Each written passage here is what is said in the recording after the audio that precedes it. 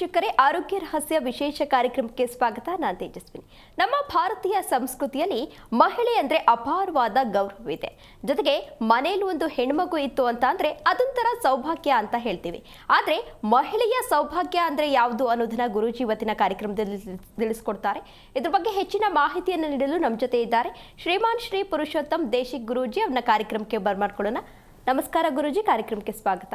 ನಮಸ್ಕಾರ ಗುರೂಜಿ, ಮಹಿಳೆಯ ಸೌಭಾಗ್ಯದ ಸಂಕೇತ ಅಂದ್ರೆ ಯಾವುದು? ಹರಿ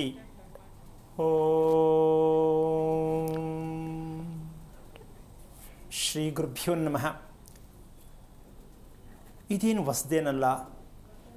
ಹೆಣ್ಣು ಮಕ್ಕಳಿಗೆ ಸೌಭಾಗ್ಯವತಿ ಅಂತ ಬಳಸ್ತಾ ಇರತಕ್ಕಂಥದ್ದು, ಹೇಳ್ತಾ ಇರತಕ್ಕಂಥದ್ದು ರೂಢಿಯಲ್ಲಿದೆ. ಹೌದು. ಆ ಸೌಭಾಗ್ಯವತಿ ಅನ್ನೋದು ಹೇಳ್ತಿರೋದು ಸರಿನೇ, ಆಶೀರ್ವಾದ ಮಾಡ್ತಿರೋದು ಸರಿನೇ. ಅದಕ್ಕೊಂದು ಅರ್ಥ ಬೇಕು.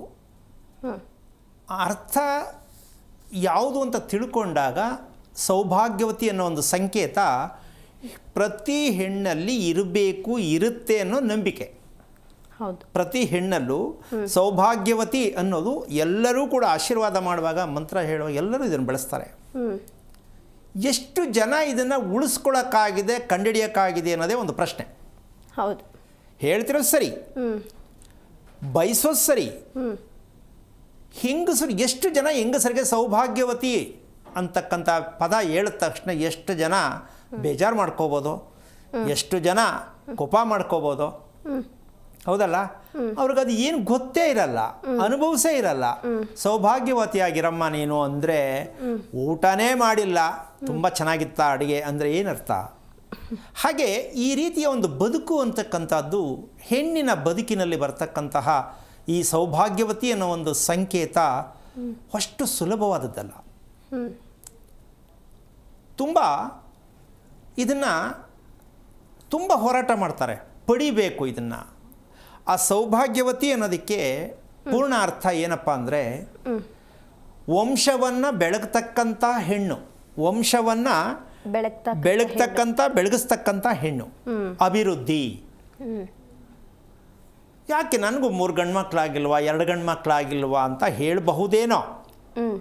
ಹೌದಲ್ಲ? ಗಂಡು ಮಕ್ಕಳು ಆದ ತಕ್ಷಣ ವಂಶ ಬೆಳೆಯುತ್ತೆ ಅನ್ನಲ್ಲ. ಗಂಡು ಮಕ್ಕಳು ಹೇಗಿರಬೇಕು ಹಾಗಿದಾರಾ, ಅದು ಮುಖ್ಯ. ಅದು ವಂಶ ಬೆಳೆಯೋದು. 8 ಮಕ್ಕಳಿದ್ದಾರೆ ಸ್ವಾಮಿ, 8 ದಿಕ್ಕು, ಏನು ಪ್ರಯೋಜನ? 2 ಮಕ್ಕಳಿದ್ದಾರೆ ಸ್ವಾಮಿ, 2 ದಿಕ್ಕು, ಏನು ಪ್ರಯೋಜನ? ಒಬ್ಬನೇ ಮಗ ಇದ್ದಾನೆ ಸ್ವಾಮಿ, ಅವನೆಲ್ಲೋ ನಾವೆಲ್ಲೋ, ಏನು ಪ್ರಯೋಜನ?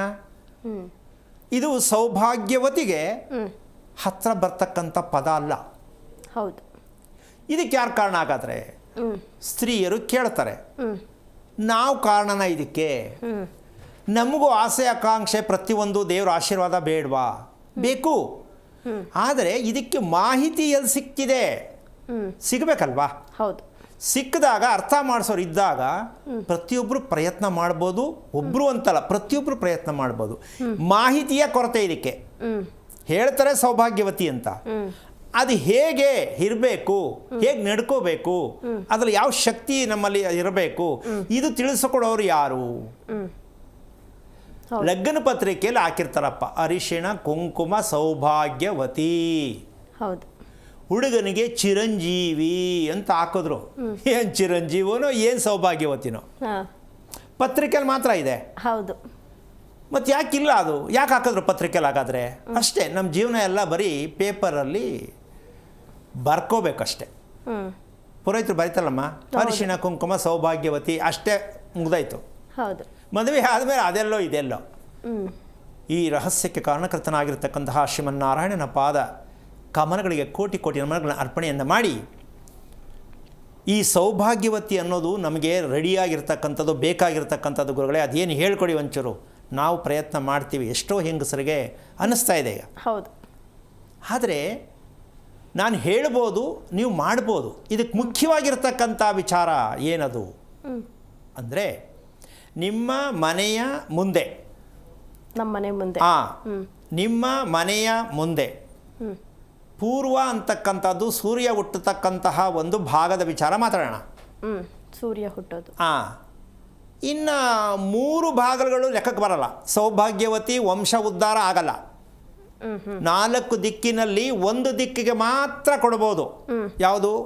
ವಂಶೋದ್ಧಾರಕ ಇದ್ದಾರೆ. ಇನ್ನು 3 ದಿಕ್ಕಿಗೆ ಈ ಪದವನ್ನು ಬಳಸಲಿಕ್ಕಾಗಲ್ಲ. ನೀವು ಎಷ್ಟು ಮಕ್ಕಳಿರಲಿ ಇಲ್ಲದೆ ಹೋಗಲಿ ಇದನ್ನು ಮರ್ತು ಬಿಡಬೇಕು. ವಂಶವನ್ನು ಅಭಿವೃದ್ಧಿ ಮಾಡ್ತಕ್ಕಂಥ ಯಾವ ಕಾರಣಕ್ಕೂ ಸಿಗೋದು ಇಲ್ಲ, ಆಗೋದು ಇಲ್ಲ. ಪೂರ್ವಕ್ಕಿದ್ರೆ ಆಗತ್ತಾ? ಪ್ರಯತ್ನ ಹೇಳ್ಕೊಡ್ತೀನಿ. ನಿಮ್ಮ ಮನೆ ನಿಮ್ಮ ಅದೃಷ್ಟ ಸಿಕ್ಕಿದ್ರೆ ಅಥವಾ ಮುಂದೆ ಮನೆ ಕಟ್ಟೋರು ಏನಾದ್ರು ಬಳಸೋದಾದರೆ ಇದನ್ನು ನೀವು ಪಡ್ಕೋಬಹುದು. ಮನೆ ಕಟ್ಟೋದಾದರೆ ಅಥವಾ ಇರೋ ಮನೆಯಲ್ಲಿ ಅವಕಾಶ ಇದ್ದರೆ ಮಾಡ್ಕೊಳ್ಳೋದಕ್ಕೇನು ಸಮಸ್ಯೆ ಏನಿಲ್ಲ. ಏನಪ್ಪ ಅಂತ ಅದ್ಭುತವಾದ ವಿಷಯ. ಯಾಕೆ ಅಂದರೆ ಹೆಣ್ಣಿಗೆ ಅತಿ ಮುಖ್ಯವಾಗಿರ್ತಕ್ಕಂತಹ ಪ್ರತಿದಿನ ಗಂಗಾ ಸ್ನಾನ ಆಗಬೇಕು. ಹೆಣ್ಣಿಗೆ ಗಂಗಾ ಸ್ನಾನ ಆಗಬೇಕು. ಗಂಗಾ ಇರೋದು ಎಲ್ಲಿ? ಗಂಗಾ ಶ್ರೀಕಾಶಿಲಿ. ದಿನ ಕಾಶಿಗೆ ಹೋಗೋಕ್ಕಾಗತ್ತಾ? ಇಲ್ವಲ್ಲ. ನಿಮ್ಮನೆ ಮುಂದೆನೇ ಗಂಗಾ ನದಿ ಬರಬೇಕು, ಗಂಗಾ ಸ್ನಾನ ಆಗಬೇಕು. ಸ್ನಾನ ಅಂದರೆ ಪ್ರೋಕ್ಷಣೆ, ನೀರು. ಎಲ್ಲಿದದು? ತುಳಸಿ ಗಿಡ ಇರತಕ್ಕಂತಹ ಆ ತುಳಸಿಗೆ ಯಾರು ಪ್ರತಿನಿತ್ಯ ಪೂಜೆ ಮಾಡಿ ಅದರಲ್ಲೂ ಮದುವೆ ಆಗದೇ ಇರೋ ಹೆಣ್ಣು ಮಕ್ಕಳಿಗೆ ಕಲ್ಯಾಣಮಸ್ತು ಕಲ್ಯಾಣಮಸ್ತು ಅಂತಾರೆ. ಕಲ್ಯಾಣನೇ ಆಗಲ್ಲ. ಹೌದು. ಆದ್ರೂ ಕಲ್ಯಾಣಮಸ್ತು ಅನ್ನೋದಕ್ಕೆ ಅರ್ಥನೇ ಸಿಕ್ಕಿರಲ್ಲ. ಇದಕ್ಕೆಲ್ಲ ಕಾರಣ ಈ ಮೂಲ ಆಸ್ತಿ ಯಾವುದು ಅಂದರೆ ತುಳಸಿ ಗಿಡ. ಈ ತುಳಸಿ ಗಿಡ ಪೂರ್ವದಲ್ಲಿ ಇರ್ತಕ್ಕಂಥ 10 ಅಡಿ ಜಾಗ ನಿಮ್ಮ ಮನೆಯಲ್ಲಿ ಕೊನೆಯ ಪಕ್ಷ 5 ಅಡಿ ಜಾಗ ಇದ್ದರೆ ಪೂರ್ವ ದಿಕ್ಕಿನಲ್ಲಿ 5 ಅಡಿ ಜಾಗ ನಿಮ್ಮ ಪೂರ್ವದ ಬಾಗಿಲಲ್ಲಿ ಇದ್ದ ಪಕ್ಷದಲ್ಲಿ ನಿಮ್ಮ ಮನೆ ವಂಶೋದ್ಧಾರಕವಾಗಿರ್ತಕ್ಕಂತಹ ಸೌಭಾಗ್ಯವತಿ ಆಗ್ತಕ್ಕಂತಹ ಒಂದು ಸಂಕೇತ ನಿಮ್ಮ ಮನೆಯಲ್ಲೇ ನೀವು ರೂಪಿಸ್ಕೊಳ್ಳೋದಕ್ಕೆ ಅತಿ ಮುಖ್ಯವಾಗಿ ಆಗತ್ತೆ, ಆಗ್ತಾನೇ ಇರುತ್ತೆ. ಇಲ್ಲದೆ ಇರೋರು ಯೋಚನೆ ಮಾಡೋಕ್ಕೆ ಹೋಗಬೇಡಿ. ಅಯ್ಯೋ ಇಲ್ವಲ್ಲ ಜಾಗ ಅಂತ ಪರದಾಡಬೇಡಿ. ಪ್ರಯತ್ನ ಮಾಡೋಣ, ಇನ್ನೊಂದು ಮನೆ ಏನಾದ್ರು ಸೈಟ್ ತೊಗೊಂಡು ಕಟ್ಟೋದಾದ್ರೆ ಮಾಡೋಣ ಅಂತ ಅಂದ್ಕೊಂಡಿರಿ. ಆಮೇಲೆ ಇರ್ತಕ್ಕಂಥ ಮನೆ ಬಾಡಿಗೆನೋ ಭೋಗ್ಯನೋ ಏನೋ ಇರುತ್ತೆ. ಪೂರ್ವದಲ್ಲಿರ್ತಕ್ಕಂಥದ್ದು ಏನಾದ್ರು ಅವಕಾಶ ಇದ್ದರೆ ಪ್ರಯತ್ನ ಮಾಡಿ ಬಳಸ್ಕೊಳ್ಳಿ. ಮುಂದಕ್ಕೆ ಒಳ್ಳೆ ದಾರಿ ಸಿಕ್ಕತ್ತೆ. ಅಥವಾ ಸ್ವಂತ ಮನೆಯಲ್ಲೇ ಇದ್ದರೆ ಅದನ್ನು ಸರಿಯಾಗಿ ತೀರ್ಮಾನ ಮಾಡ್ಕೊಳ್ಳಿ. ಇದಿಷ್ಟು ಸೌಭಾಗ್ಯವತಿ ಅಂತಕ್ಕಂಥ ಸಂಕೇತ ಯಾವುದು ಅಂದರೆ ತುಳಸಿ ಗಿಡದಿಂದ ಪ್ರತಿದಿನ ಆ ಹೆಣ್ಣಿಗೆ ಅಷ್ಟು ಒಂದು ಅದ್ಭುತವಾದ ಒಂದು ಪವಾಡ ಲಭಿಸುತ್ತೆ. ಯಾಕೆ ಅಂದರೆ ಪೂರ್ವ ದಿಕ್ಕಿನಲ್ಲಿ ಇರ್ತಕ್ಕಂತಹ ವಿಚಾರ ಏನಂದರೆ ಯಾವುದಿರುತ್ತೆ ಶಕ್ತಿ ಅಂದರೆ ಸೂರ್ಯನ ಕಡೆಯಿಂದ ಬರ್ತಕ್ಕಂಥದ್ದು ಪ್ರಾಣಶಕ್ತಿ. ಪೂರ್ವ ಬಾಗಿಲಿನಲ್ಲಿ ಉದ್ಭವ ಆಗ್ತಕ್ಕಂಥ ಬರ್ತಕ್ಕಂಥ ಶಕ್ತಿ ಯಾವುದು? ಪ್ರಾಣಶಕ್ತಿ. ನಮಗೆ ಪ್ರಾಣ ಇದೆಯಲ್ಲ, ಪ್ರಾಣಕ್ಕೊಂದು ಶಕ್ತಿ ಬೇಕಲ್ಲ, ಸುಸ್ತು ಬರಬಾರ್ದಲ್ಲ. ಇದು ಪ್ರಾಣಶಕ್ತಿ ಇರ್ತಕ್ಕಂಥದ್ದು ಪೂರ್ವದ ಸೂರ್ಯನ ಕಿರಣದ ಮೂಲಕವಾಗಿ ನಮಗೆ ಸಿಗ್ತಕ್ಕಂಥದ್ದು. ಇದು ಪ್ರಾಣಶಕ್ತಿ ಪೂರ್ವ ಭಾಗದಲ್ಲಿ ಬರ್ತಕ್ಕಂಥದ್ದು. ಪೂರ್ವದಲ್ಲಿ ಜಾಗ ಖಾಲಿ ಇದ್ದಾಗ ಅದು ಸಿಗತ್ತೆ. ಇದಕ್ಕನುಸಾರವಾಗಿ ಸೂರ್ಯ ಮತ್ತು ಚಂದ್ರನ ಇಬ್ಬರನ್ನೂ ನಮ್ಮ ಮನೆ ಬಾಗಿಲಲ್ಲಿ ಕೂರಿಸ್ಕೊಳ್ಳೇಬೇಕಂತ ತೀರ್ಮಾನ ಮಾಡಿದ್ದಾರೆ. ಯಾರನ್ನ? ಸೂರ್ಯ ಮತ್ತು ಚಂದ್ರ ಇವರಿಬ್ಬರನ್ನೂ ನಮ್ಮ ಮನೆ ಬಾಗಿಲಲ್ಲಿ ಕೂರಿಸ್ತೀವಿ ಸ್ವಾಮಿ ಅಂದರೆ ಮಧ್ಯದಲ್ಲಿ ಭೂಮಿ ಇದೆ. ಯಾವುದು? ಪೂರ್ವ ಪಶ್ಚಿಮ ಎರಡೂ ಕಡೆ ಬಾಗಿಲಿದ್ದಾಗ ಆ ಬಾಗಿಲಲ್ಲಿ ಪಶ್ಚಿಮದಿಂದ ಚಂದ್ರ ಬರ್ತಾನೆ, ಪೂರ್ವದಿಂದ ಸೂರ್ಯ ಬರ್ತಾನೆ. ಎಂಥ ಅದ್ಭುತವಾದ ಪವಾಡ ಲೆಕ್ಕ ಹಾಕ್ಕೊಳ್ಳಿ. ಇದೆಯಾ ಏನ್ರಿ ಮನೆ? ಕೋಟಿಗಟ್ಟಲೆ ಖರ್ಚು ಮಾಡಿರ್ತೀರ, ಕರೆಕ್ಟಾಗಿ ಬಾಗಿಲಿಟ್ಟುಕೊಂಡಿರೋಕ್ಕಾಗಿದೆಯಾ ಅನ್ನೋ ಪ್ರಶ್ನೆ ಸ್ವಲ್ಪ ತುಂಬ ಕಷ್ಟಕರವಾದ ವಿಚಾರ ಆಗತ್ತೆ. ಹಂಗಂತ ಮನೆ ಯಜಮಾನರಿಗೆ ಟಾರ್ಚರ್ ಕೊಡಬೇಡಿ. ಯಾರೋ ಹೇಳಿದ್ರು ಹಿಂಗೈತಂತೆ ಅಂತ. ಇದ್ದರೆ ಬಳಸಿ, ಇಲ್ಲ ಅಂದರೆ ಪ್ರಯತ್ನದಲ್ಲಿರಿ. ಅದಕ್ಕೋಸ್ಕರವಾಗಿ ಈ ಪಶ್ಚಿಮದಲ್ಲಿ ಬರ್ತಕ್ಕಂಥದ್ದೇನು ಅಂದರೆ ಧನಾತ್ಮಕ ಶಕ್ತಿ. ಪಶ್ಚಿಮ ದಿಕ್ಕಿನಲ್ಲಿ ಬರ್ತಕ್ಕಂಥದ್ದು ಧನಾತ್ಮಕ ಶಕ್ತಿ. ಮನುಷ್ಯನಿಗೆ ಏನೆಲ್ಲ, ಅದರಲ್ಲೂ ಹೆಣ್ಣು ಮಕ್ಕಳಿಗೆ ಏನೇನೋ ಆಸೆ ಇರುತ್ತೆ. ಏನು ಆಸೆ ಅಂದರೆ ಗಂಡ ಹಿಂಗಿರಬೇಕು, ಮಕ್ಕಳು ಹಿಂಗಿರಬೇಕು ಅಂತ. ಇದಕ್ಕೆ ಶಕ್ತಿ ಕೊಡೋದು ಪಶ್ಚಿಮ ಬಾಗಿಲಿದ್ರೆ ಮಾತ್ರ. ಹೆಣ್ಣಿನ ಬಯಕೆಗಳನ್ನು ಈಡೇರಿಸುವಂತಹ ಒಂದು ಪ್ರಾಯಶ್ಚಿತ್ತ ಬೇಕಂದರೆ ಹಂಗಂತ ನೀವು ಸಿಕ್ಕದಂಗೆ ಕುತ್ಕೊಂಡು ಕನಸು ಕಾಣೋದೆಲ್ಲ ಬರಬೇಕು ಅಂತಿಲ್ಲ. ಕುಟುಂಬಕ್ಕೋಸ್ಕರವಾಗಿ ಬಯಕೆ ಪಡ್ತಕ್ಕಂಥದ್ದು ಹೆಣ್ಣಿನ ಸಹಜ ಗುಣ. ಮಕ್ಕಳಿಗಾಗಿ, ಕುಟುಂಬಕ್ಕಾಗಿ ಆಸೆ ಬೀಳೋದು ಸಕ್ಸಸ್ ಆಗಬೇಕು. ನೀವು ಅಂದ್ಕೊಂಡಿದ್ದು ಆಸೆ ಸಕ್ಸಸ್ ಆಗಬೇಕು ಅಂದರೆ ಪಶ್ಚಿಮ ದಿಕ್ಕಿನ ದ್ವಾರ ಇದೆಯಾ ನೋಡ್ಕೊಳ್ಳಿ, ಇಲ್ಲ ಅಂದರೆ ಏನೂ ಮಾಡೋಕ್ಕಾಗಲ್ಲ. ಇದು ಪೂರ್ವ ಪಶ್ಚಿಮದ ನಿವೇಶನದಲ್ಲಿದ್ದಾಗ ಮಾತ್ರ ಸೌಭಾಗ್ಯವತಿಯ ಸಂಕೇತ ಇರುತ್ತೆ. ಇನ್ನು ಮೂರೂ ದಿಕ್ಕಿನಲ್ಲಿ ಮನೆ ಕಟ್ಟಿರೋರಿಗೆ ಯಾವ ಕಾರಣಕ್ಕೂ ಸಿಗಲಿಕ್ಕಿಲ್ಲ. ಯೋಚನೆ ಮಾಡಿಕೊಂಡೇ ಬದುಕಬೇಕು ಅಂತ ಯೋಚನೆ ಮಾಡಬೇಕು ಅಂತ ಭಯ ಬೀಳಬೇಡಿ, ಹೆದರ್ಕೋಬೇಡಿ. ಪ್ರಯತ್ನ ಮಾಡೋಣ, ಮುಂದೆ ಸಿಗಬಹುದೇನೋ. ಮನೆ ಕಟ್ಟಿಬಿಟ್ಟಿದ್ದೀವಲ್ಲ ಅಂತ ಅಲ್ಲ, ಇನ್ನೊಂದು ಕಟ್ಟೋಣ ಮುಂದಕ್ಕೆ. ಏನಮ್ಮ? ಹೌದು, ಪ್ರಯತ್ನದಲ್ಲಿರಿ, ಇನ್ನೂ ಒಂದು ಮನೆ ಕಟ್ಟೋಣ. ಯಾಕೆ ಗೊತ್ತಿಲ್ಲ, ಕಟ್ಬಿಟ್ಟಿದ್ದೀವಲ್ಲ ಅಂತ ಯೋಚನೆ ಮಾಡೋಕ್ಕೆ ಹೋಗ್ಬೇಡಿ. ಆದರೆ ಈ ರೀತಿಯಾಗಿರ್ತಕ್ಕಂತಹ ಮನಸ್ಸಿನ ಆಸೆ ಈಡೇರಿಸ್ತಕ್ಕಂತಹ ಪ್ರತಿಯೊಬ್ಬರು ಪಾಪ ಶುಕ್ರವಾರ ಪೂಜೆಗಳನ್ನು ಮಾಡಿ, ದೇವತೆಗಳ ಪೂಜೆ ಮಾಡಿ, ಬೇಕಾದಷ್ಟೆಲ್ಲ ಅದನ್ನು ನಾವು ಪ್ರಯತ್ನ ಮಾಡ್ತೀವಿ ಶುಕ್ರವಾರ ಪೂಜೆ ಮಾಡಬೇಕಂತ. ಈ ತುಳಸಿನ ಯಾಕಷ್ಟು ಪ್ರಾಧಾನ್ಯವಾಗಿ ತಗೋಬೇಕಾಗತ್ತೆ ಅಂತಕ್ಕಂಥ ವಿಷಯಕ್ಕೆ ಬಂದರೆ, ದೇವತೆಗಳ ಕಣ್ಣೀರು, ದೇವತೆಗಳಿಂದ ಬರ್ತಕ್ಕಂಥ ಸಂತೋಷದ ನೀರು ಅಂತ ಬರ್ತಕ್ಕಂಥ, ನಮಗೆ ಸಂತೋಷಕ್ಕೂ ಬರುತ್ತೆ ಕಣ್ಣೀರು, ದುಃಖಕ್ಕೂ ಬರುತ್ತೆ. ಹಾಗೆ ದೇವತೆಗಳ ಕಣ್ಣೀರಿನಲ್ಲಿ ಇರ್ತಕ್ಕಂತಹ ಸಂತೋಷಭರಿತವಾದಂತಹ ಉತ್ಪತ್ತಿಯಾಗಿರ್ತಕ್ಕಂತಹ ಆ ತುಳಸಿ ಸಾಕ್ಷಾತ್ ಮಹಾಲಕ್ಷ್ಮಿ ಸ್ವರೂಪ. ಆ ಸ್ವರೂಪವಾಗಿರ್ತಕ್ಕಂಥ ಆ ಗಿಡವನ್ನು ನಿಮ್ಮ ಮನೆಯ ಮುಂಭಾಗದಲ್ಲಿ ಇರ್ತಕ್ಕಂಥ ಜಾಗದಲ್ಲಿ ಅದನ್ನು ಪ್ರತಿಷ್ಠಾಪನೆ ಮಾಡೋದೇ ಆಗಿದ್ದ ಪಕ್ಷದಲ್ಲಿ ಎಂಥ ಅದ್ಭುತವಾದ ಪವಾಡ ಅಂದರೆ, ಇಡೀ ನಿಮ್ಮ ಮನೆಗೆ ಬೇಕಾಗಿರುವಂಥ ಔಷಧ ಅಲ್ಲಿಂದ ಪ್ರಾಪ್ತಿಯಾಗತ್ತೆ. ಇಡೀ ಕುಟುಂಬಕ್ಕೆ ಬೇಕಾಗಿರುವಂಥ ಔಷಧ, ವಾಯುವನ್ನು ಶುದ್ಧೀಕರಣ ಮಾಡುತ್ತದು. ಹೌದಾ? ಮತ್ತು ಸೂರ್ಯಚಂದ್ರಲ್ಲಿ ಬರ್ತಕ್ಕಂಥ ನಮಗೆ ತಡೆಯೋಕ್ಕಾಗದೇ ಇರತಕ್ಕಂತಹ ಒಂದು ಶಕ್ತಿಗಳನ್ನು ಅದು ಸಮತಟ್ಟಾಗಿ ತಗೊಂಡೋಗುತ್ತೆ. ಇದಿಷ್ಟು ಇದ್ದಾಗ ಆ ಮನೆಯಲ್ಲಿ ಆರೋಗ್ಯ ಅಂತಕ್ಕಂಥದ್ದು ಇರಲೇಬೇಕು. ಈಗ ಮೂರು ದಿಕ್ಕಿನಲ್ಲಿ ಅಥವಾ ಪೂರ್ವದಲ್ಲಿ ಇದ್ರೂ ಕೂಡ ಹೆಂಗಸಿಗೆ ಒಂದು ಸಮಸ್ಯೆ ಬರುತ್ತೆ. ಓಕೆ ಗುರುಜಿ, ಅದಕ್ಕೆ ಮುನ್ನ ಒಬ್ರು ಕಾಲರ್ ರೆಡಿ ಇದ್ದಾರೆ, ಮಾತನಾಡ್ತಾ ಹೋಗೋಣ. ಬೆಂಗಳೂರಿಂದ ಜಾನ್ವಿ ಶ್ವೇತಾ ಅಂತ. ನಮಸ್ತೆ ಅಮ್ಮ. ನಮಸ್ತೆ ಮೇಡಮ್. ಯಾರ ಬಗ್ಗೆ ಕೇಳಬೇಕಿತ್ತು? ಓಕೆ, ತಮ್ಮ ನಕ್ಷತ್ರ ಹೇಳ್ತೀರಾ? ಉತ್ತರ ಭಾದ್ರ ನಕ್ಷತ್ರ. ಓಕೆ, ಗುರುಜಿ ಇದ್ದಾರೆ, ಮಾತನಾಡಿ. ಹಲೋ, ನಮಸ್ತೆ ಗುರುಜಿ. ನಾರಾಯಣ, ಹೇಳಮ್ಮ. ನನ್ನ ಹೆಸರು ಜಾನ್ಸಿ ಶ್ವೇತಾ ಅಂತ. ಓಕೆ, ಏನಾಗಬೇಕಿತ್ತಪ್ಪ? ಕೇಳಬೇಕಿತ್ತು. ಯಾವ್ದ್ರ ಬಗ್ಗೆ? ಮದುವೆ ಬಗ್ಗೆ ಕೇಳಬೇಕಿತ್ತು. ಏನು ಓದಿದ್ಯಮ್ಮ? ಇಂಜಿನಿಯರಿಂಗ್ ಕಂಪ್ಲೀಟ್ ಮಾಡಿದ್ದೀನಿ ಗುರುಜಿ. ಓಕೆ, ಇದೆಲ್ಲ ನಿನಗೆ ನಂಬಿಕೆ ಇದೆಯಾ ಅಥವಾ ಏನೋ ಕೇಳಬೇಕು ಅಂತ ಕೇಳ್ತಾ ಇದೆಯಾ?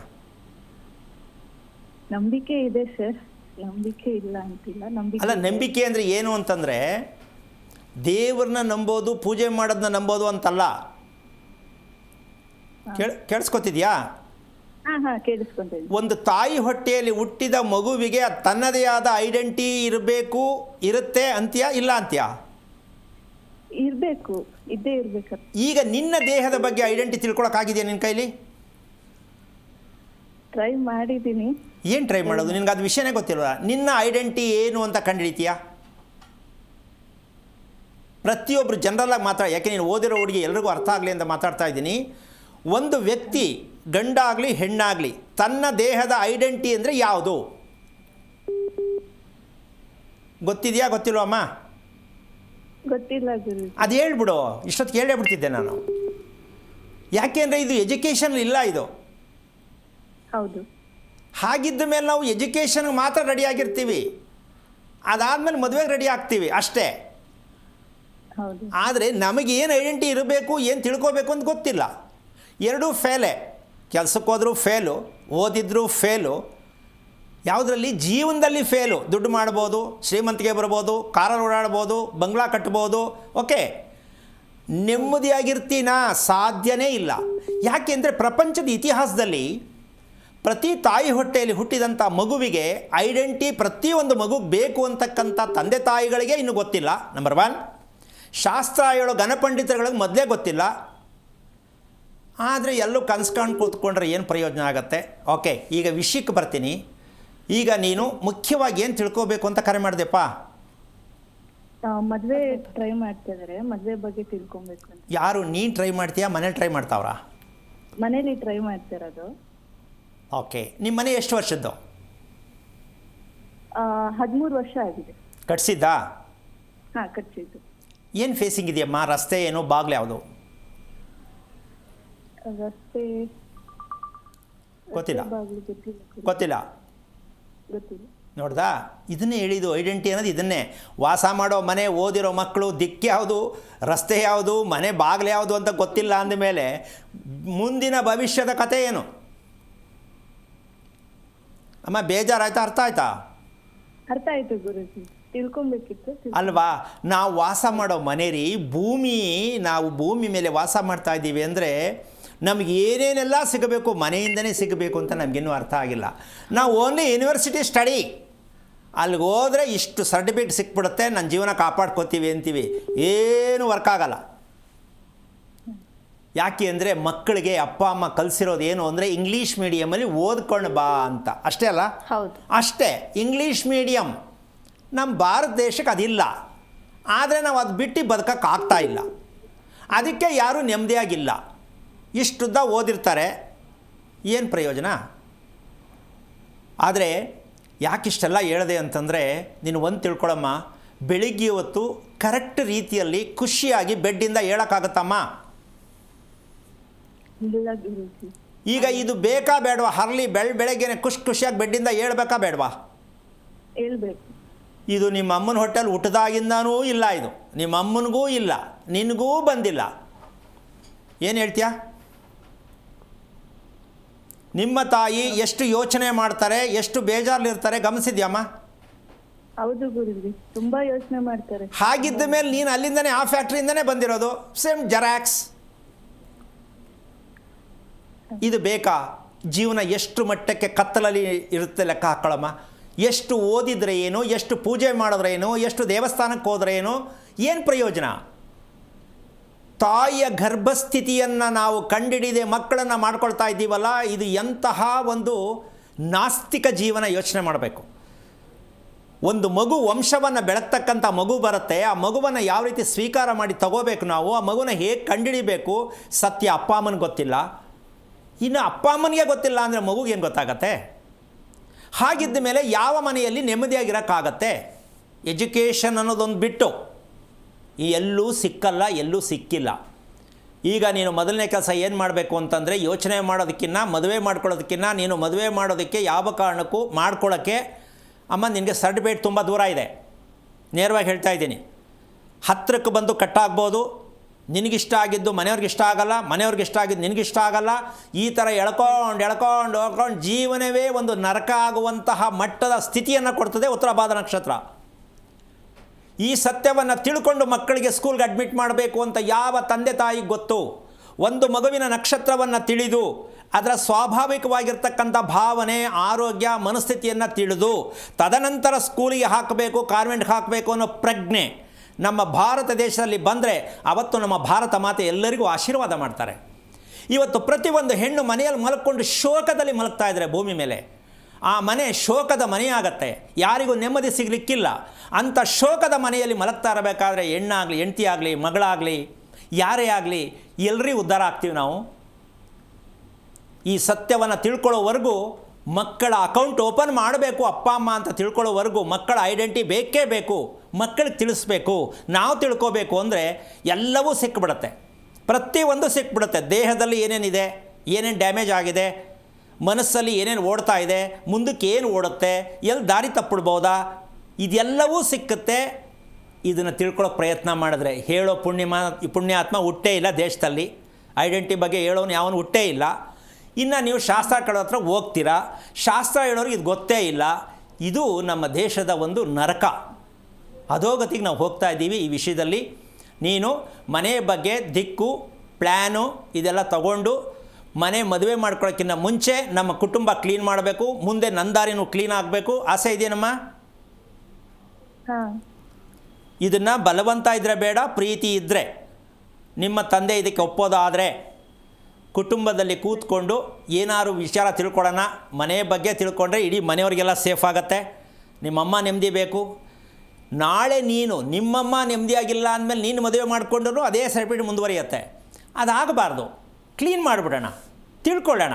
ಈ ಪ್ರಯತ್ನ ಮಾಡೋ ತಾಯಿ ಯೋಚನೆ ಮಾಡೋಕ್ಕೆ ಹೋಗಬೇಡ, ಹೆದರಬೇಡ. ಓದಿದ್ದಾಗಿದೆ, ಓದಿದ ತಪ್ಪು ಅಂತ ನಾನು ಹೇಳ್ತಾ ಇಲ್ಲ.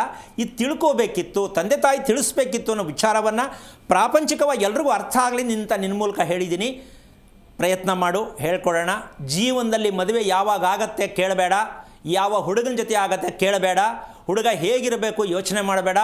ಪ್ರತಿಯೊಂದು ಹುಡುಕೊಂಡೇ ಬರಬೇಕು ನಿನ್ನ ಮನೆ ಬಾಗಿಲಿಗೆ. ಆ ರೀತಿ ಮದುವೆ ಮಾಡ್ಕೋ, ಅದೇ ಭಗವತ್ ಪ್ರಸಾದ. ಅದಕ್ಕೇನು ಮಾಡಬೇಕು ಅಂತ ತಿಳ್ಕೊಳ್ಳೋದಾದರೆ ಹೇಳ್ಕೊಡೋಣ. ಒಳ್ಳೆಯದಾಗಲಿ. ಓಕೆ, ಧನ್ಯವಾದಮ್ಮ ಕರೆ ಮಾಡಿದ್ದಕ್ಕಾಗಿ. ಈಗ ಮತ್ತೊಬ್ರು ಕಾಲರ್ ರೆಡಿ ಇದ್ದಾರೆ, ಬೆಂಗಳೂರಿಂದ ಪುಷ್ಪ ಅಂತ. ನಮಸ್ತೆ ಮಾ. ನಮಸ್ತೆ ಮೇಡಮ್. ಯಾರ ಬಗ್ಗೆ ಕೇಳಬೇಕಿತ್ತು? ನನ್ನ ಬಗ್ಗೆನೇ ಕೇಳಬೇಕಾಯ್ತು ಮೇಡಮ್. ಓಕೆ, ತಮ್ಮ ನಕ್ಷತ್ರ ಹೇಳ್ತೀರಾ? ಶತಭಿಷ ನಕ್ಷತ್ರ ಮೇಡಮ್. ಏನು ಇನ್ನೊಂದ್ಸಲ ಹೇಳಿ. ಶತಭಿಷ ನಕ್ಷತ್ರ. ಓಕೆ, ಗುರುಜಿ ಇದ್ದಾರೆ, ಮಾತನಾಡಿ. ಹಲೋ. ಹಲೋ, ಹರಿ ಓಂ ಗುರುಜಿ. ನಾರಾಯಣ. ಹೇಳಿ ತಾಯಿ, ಯಾವ ಊರಿಂದ? ನಾವು ಬನರ್ಘಟ್ಟ ರೋಡಿಂದ ಮಾತಾಡ್ತಾ ಇದ್ದೀವಿ ಗುರುಜಿ. ಓಕೆ, ಏನಾಗಬೇಕಿತ್ತಮ್ಮ? ಗುರುಜಿ, 5 ವರ್ಷ ಆಯ್ತು ಗುರುಜಿ ಒಂದು ಸೈಟ್ ತಗೊಂಡು. ಹಾಂ. ಒಂದು ಮನೆ ಕಟ್ಟಕ್ಕಂತೂ ಆಗುತ್ತಾ ಆಗಲ್ವಾ ಅಂತ ತಿಳ್ಕೊಬಿಡೋಣ ಅಂತ ಗುರುಜಿ. ಅಮ್ಮ ಮರ್ತು ಬಿಡಮ್ಮ, ಮನೆ ಕಟ್ತೀನಿ ಅನ್ನೋದು ಮರ್ತು ಬಿಡು. ಸೈಟ್ ಕಡೆ ತಿರುಗಿ ನೋಡ್ಬೇಡ. ಯಾಕೆ ಗುರುಜಿ?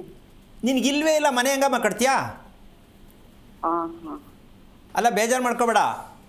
ಹಾಂ. ಒಂದು ತಿಳ್ಕೊಳ್ಳಿ, ಶತಭಿಷ ನಕ್ಷತ್ರ ಅಂತಕ್ಕಂಥ ವಿಚಾರದಲ್ಲಿ 1000 ಸಲ ಹೇಳ್ತೀನಿ, ಪ್ರಧಾನಮಂತ್ರಿ ಆಗಿದ್ರೂ ಉಳಿಸ್ಕೊಳಕ್ಕಾಗಲ್ಲ. ಇದನ್ನು ಹೇಳಂಗಿಲ್ಲ, ನನಗೆ ಅಧಿಕಾರ ಇಲ್ಲ. ಪ್ರಧಾನಮಂತ್ರಿ ಆಗಿದ್ರೂ ಕೂಡ ಶತಭಿಷ ನಕ್ಷತ್ರದಲ್ಲಿ 11 ದಿನವೂ ಇರಲ್ಲ, 5 ದಿನವೂ ಇರಲ್ಲ, ಕೆಳಗಡೆ ಬಂದ್ಬಿಡ್ತಾರೆ. ಹಾಂ, 100 ಕರ್ಮಗಳನ್ನು ಸೇರಿರ್ತಕ್ಕಂಥ ಶತ ಅಂದರೆ 100. ಯಾಕೆ ಅಂದರೆ ನಿಮ್ಮ ವಂಶ ಅಂತ ಬೇಜಾರು ಮಾಡ್ಕೋಬೇಡ ತಾಯಿ. ನಿಮ್ಮ ತಾಯಿ, ನಿಮ್ಮ ತಂದೆ ಇಬ್ಬರು ವಂಶವನ್ನು ಸ್ವಲ್ಪ ಪರಿಶೀಲನೆ ಮಾಡ್ಕೊ. 5 ನಿಮಿಷ ಜ್ಞಾಪಕ ಮಾಡ್ಕೊ ನಿಮ್ಮ ಅಪ್ಪಂದು ನಿಮ್ಮ ಅಮ್ಮನ ಮನೆ ಸ್ಟೋರಿ. ಹೌದು ಗುರುಜಿ. ಹೌದಲ್ಲ? ಗುರುಜಿ, ಎಲ್ಲರೂ ಹೋಗ್ಬಿಟ್ಟು ನಾನು ಒಬ್ಳಿದ್ದೀನಿ ಗುರುಜಿ. ಅಲ್ಲಮ್ಮ, ಹೋಗ್ಬಿಟ್ರು ಅಂತ ಯಾಕೆ ತಿಳ್ಕೊಳ್ಳಿಲ್ಲ? ನೀನು ಮನೆ ಕಟ್ಟಕ್ಕೆ ಹೋಗ್ತೀನಿ ಅಂತಿದ್ದೀರಾ ತಾಯಿ. ದಯವಿಟ್ಟು ಆ ಕಡೆ ತಿರ್ಕೊಂಡು ನೋಡಬೇಡ. ಯಾಕೆ ಅಂದರೆ ನೀನು ಸುಮ್ಮನೆ ಇದ್ಬಿಡು, ಬಿಟ್ಬಿಡ್ಬೇಡ ಅಂತ, ಮನೆ ಕಟ್ಟಬೇಡ ಅಂತ ನಾನು ಹೇಳ್ತಾ ಇಲ್ಲ. ಮೊದಲು ನಾನು ಶತಭಿಷ ಕೊಟ್ಟಿದ್ದಕ್ಕೆ, ಶತಭಿಷ ನಕ್ಷತ್ರ ಮಗು ಹುಟ್ಟಿದ್ರೆ ಮನೆಯಲ್ಲಿ ಏನಿರುತ್ತೆ ಅಂದರೆ, ಯಾರು ನಮ್ಮನ್ನು ಕೇಳೋರಿಲ್ಲ, ಯಾರು ನಮ್ಮನ್ನು ಪ್ರೀತಿಸೋರಿಲ್ಲ, ನಾನು ಏನಕ್ಕೋಸ್ಕರ ಭೂಮಿ ಮೇಲೆ ಇರಬೇಕು, ಈ ಥರ ಜೀವನ ಎಲ್ಲ ಅನುಭವಿಸ್ಕೊಂಡೇ ಇರಬೇಕು. ಹೌದು ಗುರುಜಿ. ಹೌದು ತಾನೇ? ಹೌದು ಗುರುಜಿ. ಹಾಂ, ನೀನು ಏನು ಹೇಳಿದ್ರು ಬೇರೆಯವ್ರಿಗೂ ಇಡ್ಸಲ್ಲ ಮಾತು. ನಿನ್ನ ಮಾತು ಯಾರಿಗೂ ಪ್ರೀತಿನೇ ಅನಿಸಲ್ಲ. ನಿನ್ನ ಕಂಡ್ರೆ ಯಾರಿಗೂ ಇಷ್ಟನೂ ಆಗಲ್ಲ. ಹೌದು ಗುರುಜಿ. ಈಗ ನೀನು ಅನ್ಕೋಬೇಕು, ನಾನೇನು ಕರ್ಮ ಮಾಡಿದ್ದೀನಿ ಅಂತ ಎಷ್ಟು ಸಲ ಅನ್ಕೊಂಡಿದ್ಯಾ? ದಿನ ಅನ್ಕೋತೀನಿ ಗುರುಜಿ ನಾನಂತೂ. ಅಲ್ಲ, ಹಿಂಗೆ ಅನ್ಕೊಂಡೆ ಕಾಲ ಕಳೀತಿದ್ದೀರಾ ತಾಯಿ. ಏನು ಕಾರಣ ಅಂತ ಯಾಕೆ ತಿಳ್ಕೊಳ್ಳಿಲ್ಲ? ನಾನು ಹುಟ್ಟಿರೋದೇ ತಪ್ಪು ಅನ್ಸ್ಬಿಟ್ಟಿದೆ ಗುರುಜಿ. ತಪ್ಪು ಇದೇ ತಪ್ಪು. ಹುಟ್ಟಿರೋದು ತಪ್ಪಲ್ಲಮ್ಮ, ಹುಟ್ಟಿರೋದು ತಪ್ಪಲ್ಲ, ತಿಳ್ಕೊಳ್ಳದೇ ಇರೋ ತಪ್ಪು ಅನ್ನಿ. ಯಾಕೆ ಹುಟ್ಟಿದ ತಪ್ಪು ಅಂತೀರಾ?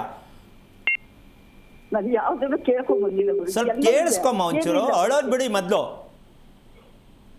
ನಾನು ಹೇಳ್ತಕ್ಕಂಥದ್ದು, ಯಾವ ಮನುಷ್ಯನಿಗೆ ಮಲಗೋ ಟೈಮ್ಗೆ ಕರೆಕ್ಟಾಗಿ ನಿದ್ದೆ ಬರುತ್ತೆ, ಅವನು ಈ ದೇಶಕ್ಕೆ ಬದುಕೋದಕ್ಕೆ ಸೂಕ್ತವಾದ ಪ್ರಜೆ.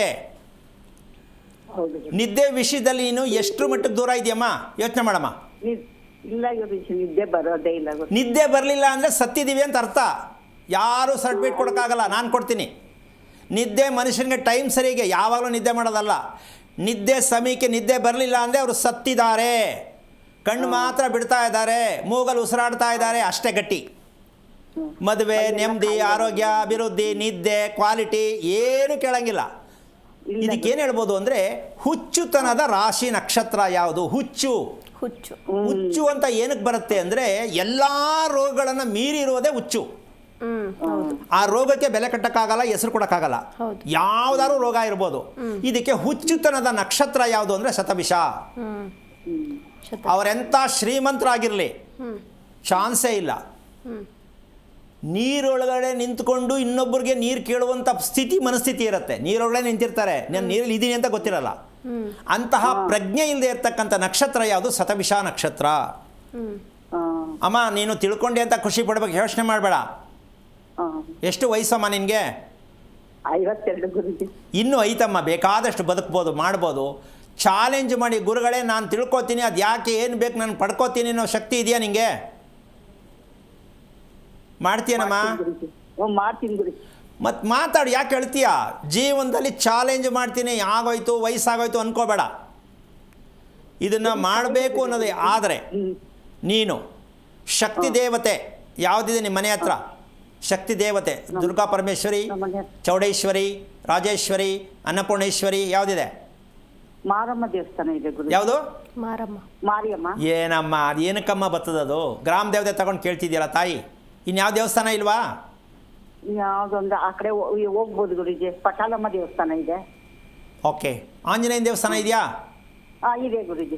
ಸರಿ, ಆಂಜನೇಯನ ಗುಡಿಗೆ ಹೋಗ್ಬಿಟ್ಟು ಏನಾರು ಒಂಚೂರು ಬೆಳಗ್ಗೆ ಎದ್ದು ಸ್ನಾನ ಮಾಡಿ 5 ಗಂಟೆಗೆ ಎದ್ಬಿಡ್ಬೇಕು ನೀನು. ನಿದ್ದೆ ಆಮೇಲೆ ಸರಿ ಹೋಗುತ್ತೆ. 5 ಗಂಟೆಗೆ ಎದ್ದುಬಿಟ್ಟು ಆ ದೇವಸ್ಥಾನದಲ್ಲಿ ಏನಾರು ಒಂಚೂರು ಸೇವೆ ಮಾಡು. ಕಸ ಹೊಡೆಯೋದು, ರಂಗೋಲಿ ಹಾಕೋದು, ನೀರು ಹಾಕೋದು, ಅಥವಾ ಅಲ್ಲಿ ಏನಾರು ಕ್ಲೀನ್ ಮಾಡ್ಕೊಡೋದು, ಅಥವಾ ಏನಾರು ಪಾತ್ರೆ ಬೆಳಕೊಡೋದು, ಏನಾರು ಒಂದು ಸೇವೆ ಮಾಡು. ಒಂದು 10 ನಿಮಿಷ ಮಾಡಿಬಿಟ್ಟು 2 ನಿಮಿಷ ಕೂತ್ಕೊಂಡು ದೇವ್ರನ್ನ ಸ್ಮರಣೆ ಮಾಡು, ಶ್ರೀರಾಮನ.